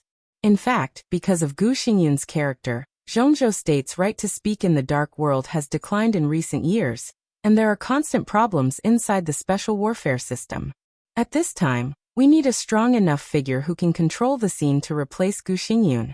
His Majesty Li Tianlan is the most suitable choice, and it can even be said that he is the only choice. Ji Wenjiang, the director of the Southeast Group, said with a poker face. Li Huaqing frowned quickly and glanced at Guo Wentian, who was frowning beside him. First Zhou Mulan, then Zhou Yunhai, and then Ji Wenjiang. Dongqing Wudi, Hua Xingyang, and Wan Qingyan were all in the interrogation room. Chen Fangqing was dead. That was to say, 3 of the 5 directors in the conference room had made their positions clear. Zhou Mulan seemed to be just a casual proposal, but at this time, it inexplicably became a vote. Li Huaqing's eyes wandered, and he glanced at Li Tianlan calmly. Li Tianlan was quietly leaning on the sofa in the corner, motionless. Li Huaqing frowned slightly. Vaguely, he could feel that Li Tianlan was not pretending now. It seemed that something else really attracted his attention. At this moment, at this crucial moment for him, all his thoughts were not in the conference room at all. What was he thinking?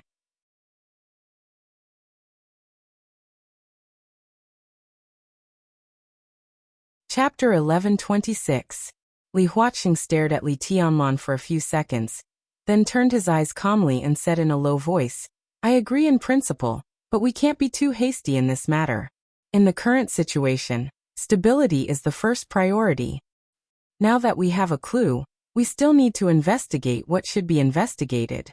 Immediately organize people to control the people involved in the confessions and the art school, and investigate them in detail.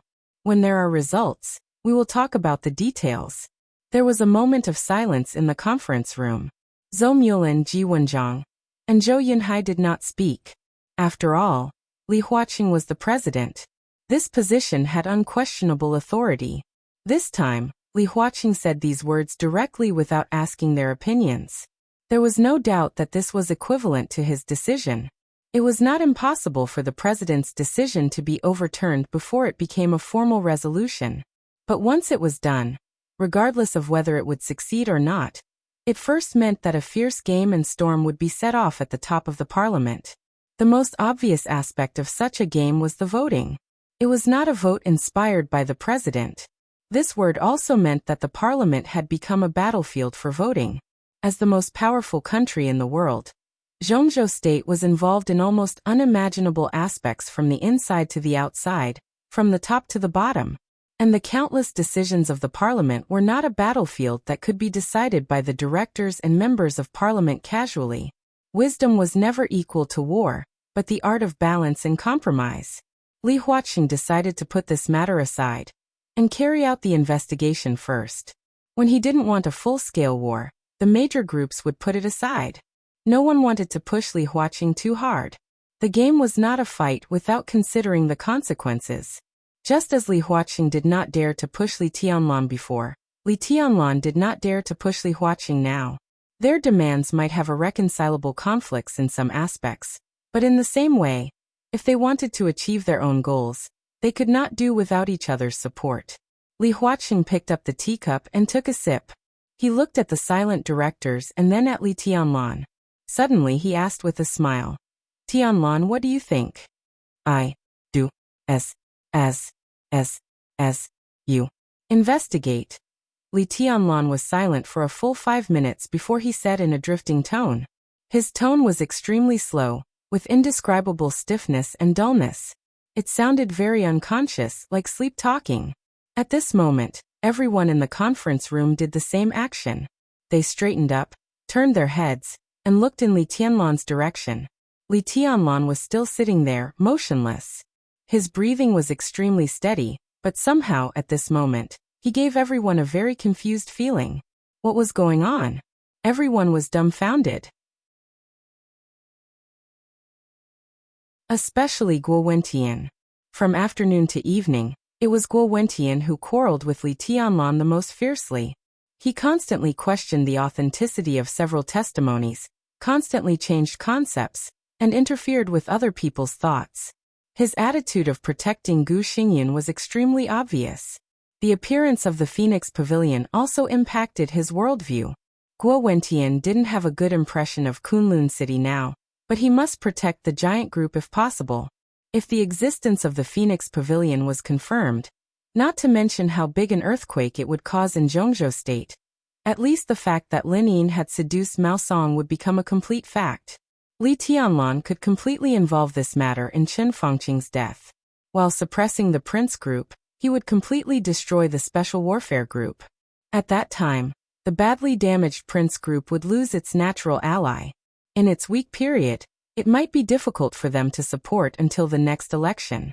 Therefore, Guo Wentian and Li Tianlan had a very fierce conflict in the long debate. Even half an hour ago, Guo Wentian was still arguing with Li Tianlan by pounding the table. Li Tianlan, who had never been too lazy to bang the table and get angry, was about to fight directly on the spot. If it weren't for Li Huaqing, Zhou Mulin, and others to stop him, he and Guo Wentian wouldn't just fight in the highest level meeting. Li Tianlan's fight would be fatal. From this point of view, Li Tianlan was still very normal 10 minutes ago. 10 minutes later, what kind of state was he in? Tianlan. Zhou Mulin's heart began to sink. He frowned tightly and was a little worried. Now everyone could feel Li Tianlan's sluggishness. This state was obviously abnormal.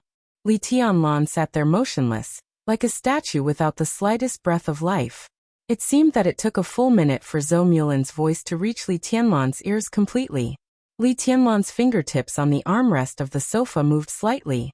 His voice was getting slower and slower, with sluggishness and stiffness that gradually became clear. I am fine, need to continue thinking for you. The astonishment on people's faces was more obvious. After a while, the directors understood what Li Tianlan was talking about. I'm fine. I need to think. You go on. It was just that they didn't know what was wrong with Li Tianlan's mind, or something in martial arts had distorted the space. The order of the content they heard was completely confused. I don't really use it. Really, don't worry about me? Don't worry about me, really.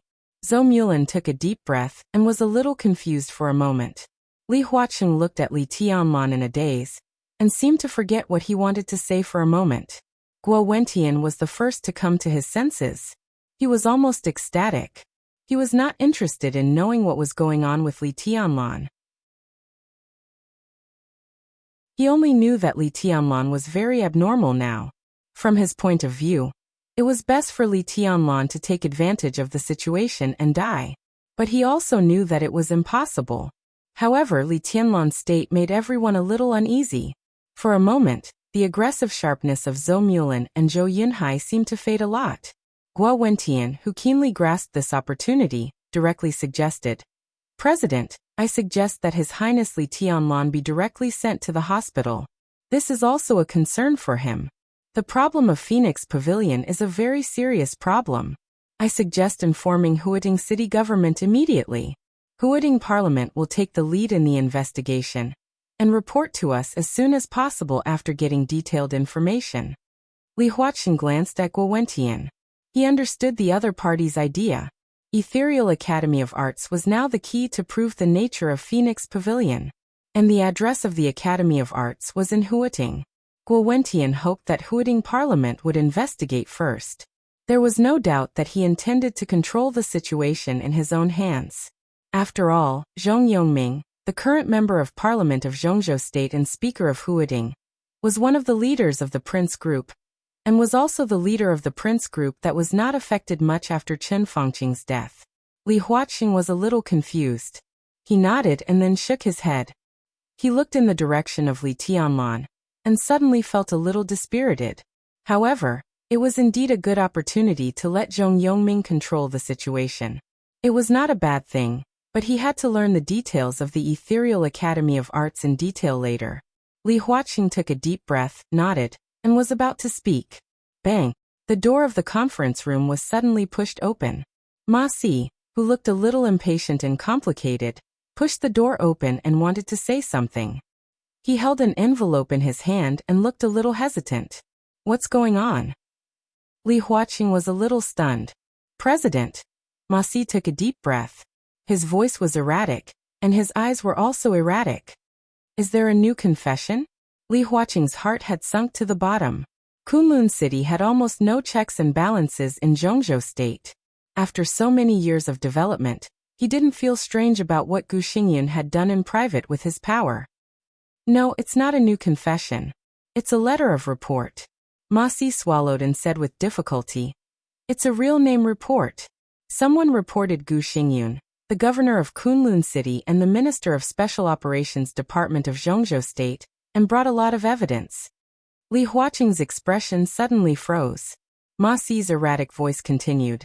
The informant is the only student of His Highness Gu Xingyun, Gu Xianyan of Kunlun City. She is now in the interrogation room. It's Boss Qin who sent her here.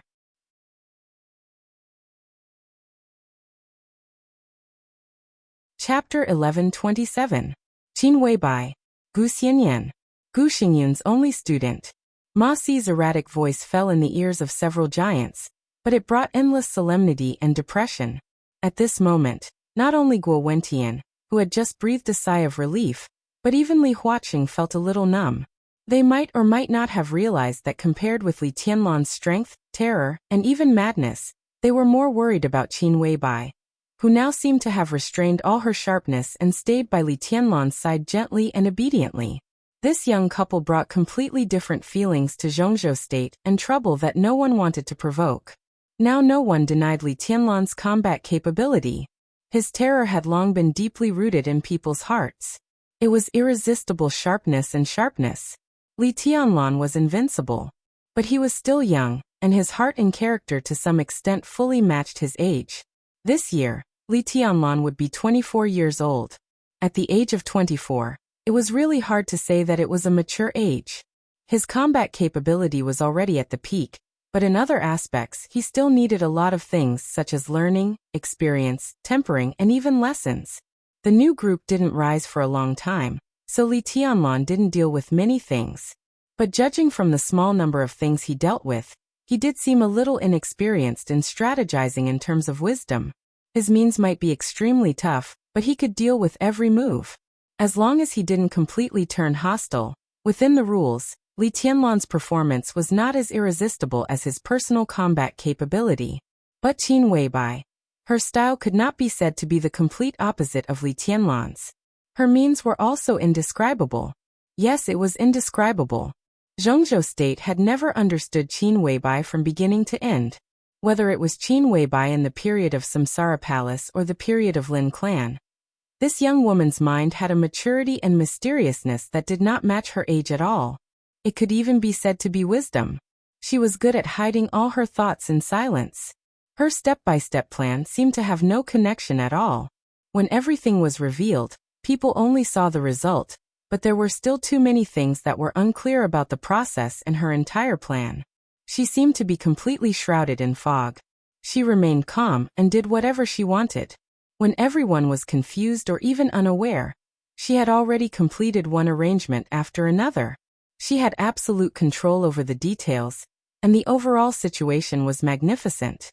She would not show any purpose in advance, and sometimes she would even be ignored, intentionally or unintentionally. But when she really appeared in front of everyone, it often meant that the overall situation was set. At this time, Qin Weibai sent Gu Xianyan to the courtyard of the Chen family.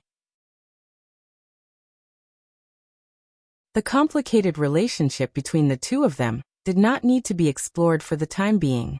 The important thing is to be a good girl beside Li Tianlan quietly. The petite woman once again appeared in front of everyone in a situation that no one expected. This also meant that she had absolute confidence in destroying Kunlun City.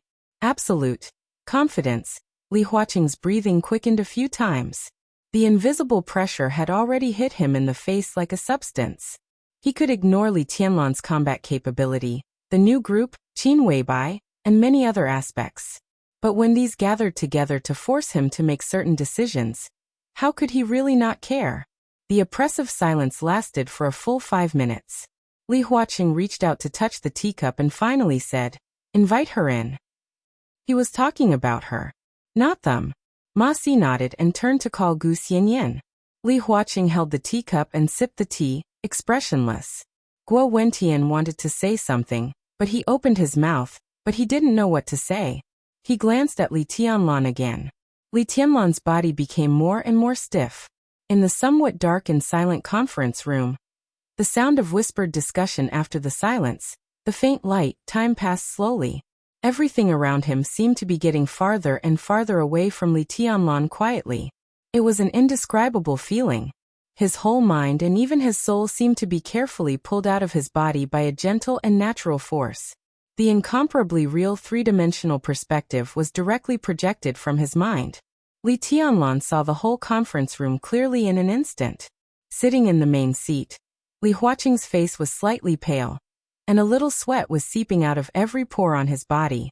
His internal organs were a little tight, and his heart beat a little abnormal. The speed of blood flowing in his blood vessels was obviously a little faster. Every cell in his bone marrow was turbulent. The overall state looked extremely serious, but it was still normal. Guo Wentian looked expressionless, but his whole body had long been soaked in cold sweat. A lot of sweat accumulated under his armpits, abdomen, and knees. In the incomparably three-dimensional perspective, his heart beat extremely violently. As he breathed, the blood in his body rushed and whistled, as if it was about to break through the blood vessels. Li Tianlan was very sure that now as long as he moved his finger, He could directly take away Guo Wentian's heart or any other organ from another direction that didn't exist in reality, without touching Guo Wentian. The perspective turned quickly and kept rising. In the twinkling of an eye, the entire Chen family's compound appeared completely in front of him.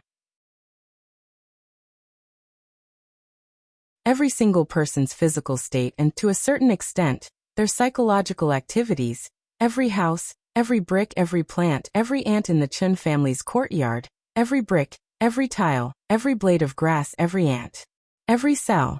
The details were displayed crazily. Hundreds of thousands, millions, tens of millions, hundreds of millions, tens of billions of details flashed crazily in Li Tianlan's mind. All of this lasted less than a second.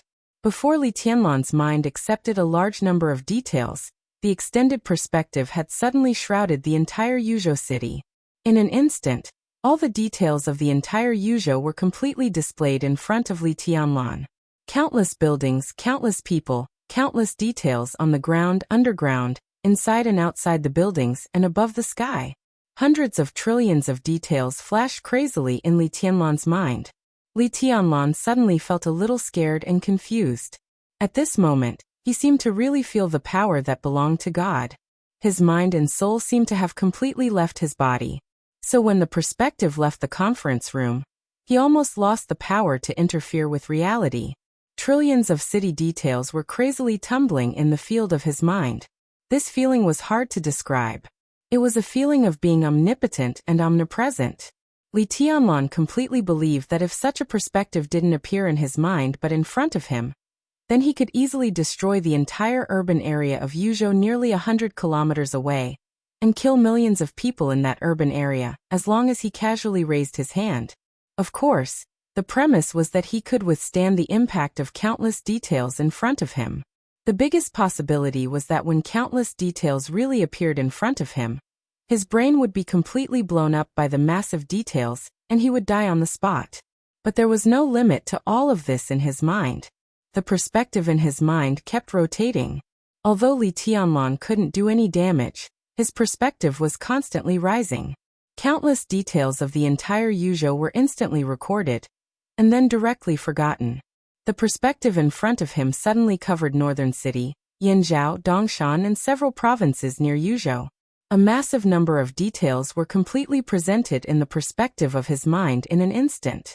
This also meant that as long as Li Tianlan's soul was strong enough to withstand these details with his own vision, he could easily destroy several provinces or even half of Zhongzhou state with one blow. All of this was theoretically possible. But as the entire perspective kept rising, the entire Zhongzhou state completely appeared in front of Li Tianlan. At this moment, Li Tianlan finally saw another figure in his mind. A figure like him but wearing a black windbreaker. The figure stood in the center of his mind with his eyes closed. It was obvious that he was using his mind and special perspective to constantly search for something in the entire Zhongzhou state, and even the whole world. To be exact, he was searching for something.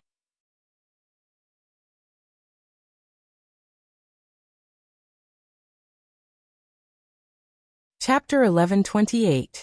With Yuzhou City as the center, the special perspective in Li Tianlan's mind zoomed in crazily. Changing, constantly changing. Endless details appeared and magnified countless times every second and every millisecond. Dongshan, Yanzhou, Zhongyuan, Liaodong, Liaobei, Longjiang. In an instant, the incomparably special perspective had covered several provinces. Li Tianlan's mind had become completely stagnant because of the huge number of details. In his mind, several provinces, hundreds of millions of people, and a large number of buildings were all completely and clearly reflected from different angles.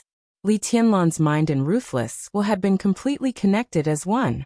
He didn't know what was going on now, but he could be sure that Ruthless change began a few days ago when he received the energy from the sea.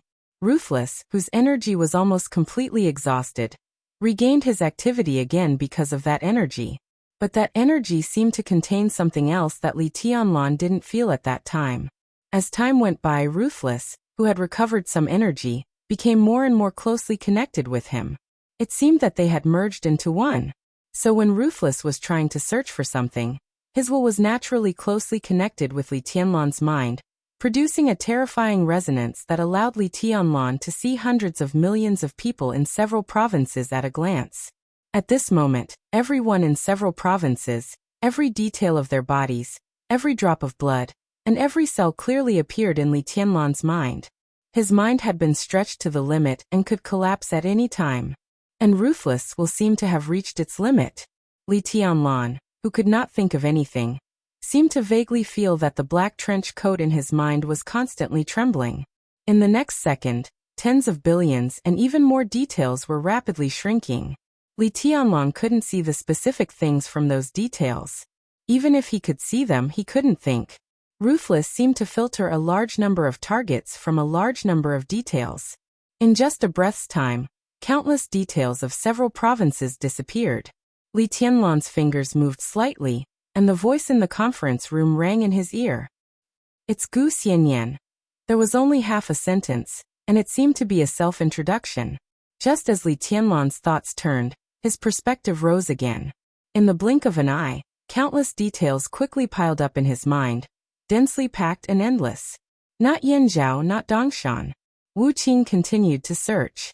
After several provinces were completely filtered, a boundless grassland intense, cattle and sheep dotted on the grassland appeared in Li Tianlan's thinking perspective. It was like Great Meng, which was adjacent to Yuzhou. His vision expanded wantonly with Great Meng as the center. Jianzhou, Suzhou, Xining, Tibet, Beijiang. Countless details increased and decreased. The Ruthless will seem to be getting clearer and more agile. It seemed to have learned its lesson just now and began to consciously increase and decrease the details. It quickly filtered through the trillions of details. A city, a place, a province, Tianfu, Qinzhou, Wuyue, Huading, and Jiangxia. Most of the details disappeared as soon as they appeared. The filtering speed of Ruthless search was getting faster and faster. Li Tianlan didn't know what it was looking for at all. He just watched it drive him to change his vision quickly. North Lake, Southwest City, Yinzhou, Jiangnan, a large number of details appeared and disappeared faster and faster. Minan, Nanyue, Xie, Nanyan. A great deal while searching, Li Tianlan's nostrils suddenly became hot. Bright red blood suddenly flowed down from his nostrils. Then the eyes. Then the corners of his mouth. Then the ears. A lot of blood instantly covered Li Tianlan's face. His mind was always in a state of extreme tension, and his vitality was passing away quickly. Bang! An incomparably surging heartbeat suddenly sounded. The conference room shook violently, as if it had experienced an earthquake without warning.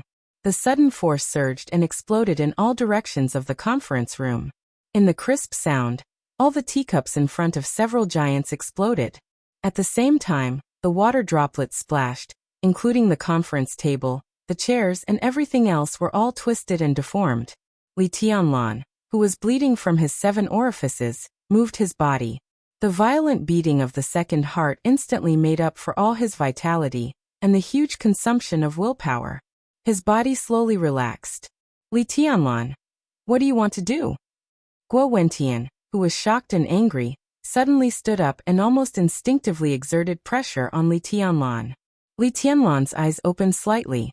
With his whole face covered in blood, he looked extraordinarily ferocious, but extraordinarily calm. When Guo Wentian saw his face, he suddenly froze in place. Everyone was stunned and couldn't speak for a while.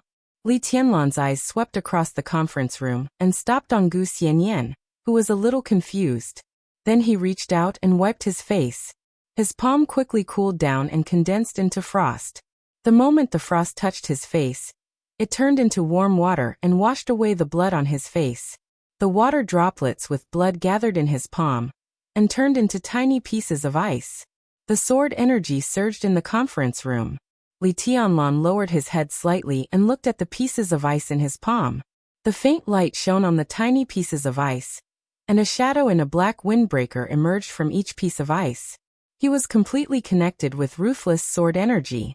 At this time, he could clearly see Ruthless standing in the small reception room in the interrogation room.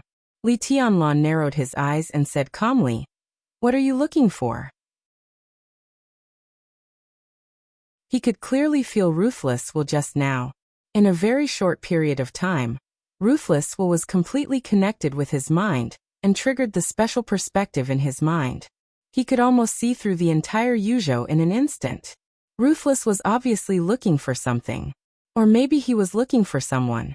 In an instant he searched all the provinces and cities in Zhongzhou state except Beihai province. Ruthless was silent. He could only remain silent. Although he had his own consciousness, he could not speak. And through his will, Li Tianlan could clearly feel the confusion in the other's will. Li Tianlan looked at him quietly and was silent for a long time. A fundamental particle was spinning in the room in a form invisible to the naked eye. The bright and soft lights of the hotel suite filled every corner.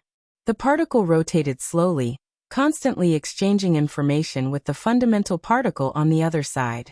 A virtual screen appeared in the quiet room. The screen was not played from any device, but was directly projected from the air to the front, and was divided into many virtual windows that were constantly zooming in and out. The two largest windows were the scenes of the conference room and the interrogation room of the Qin family's compound.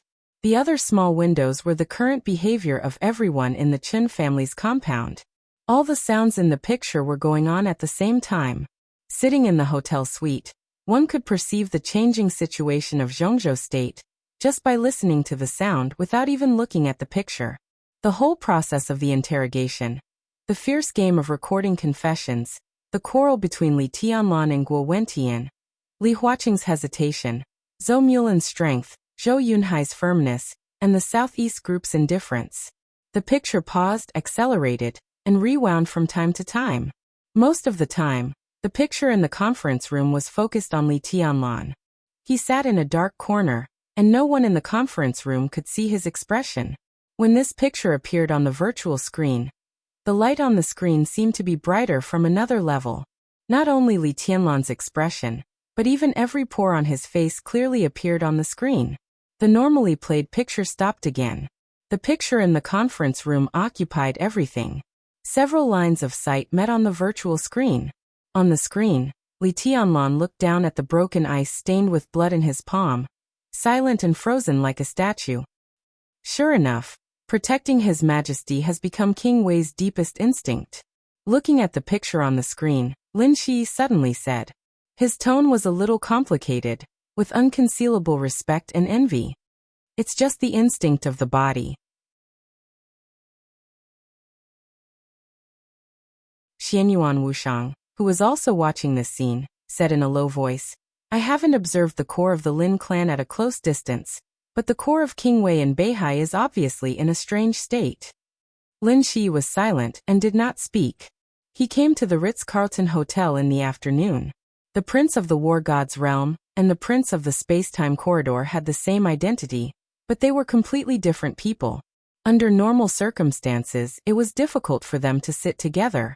But at this time, they silently observed the trend of the situation in Zhongzhou state together, and there was an indescribable harmony.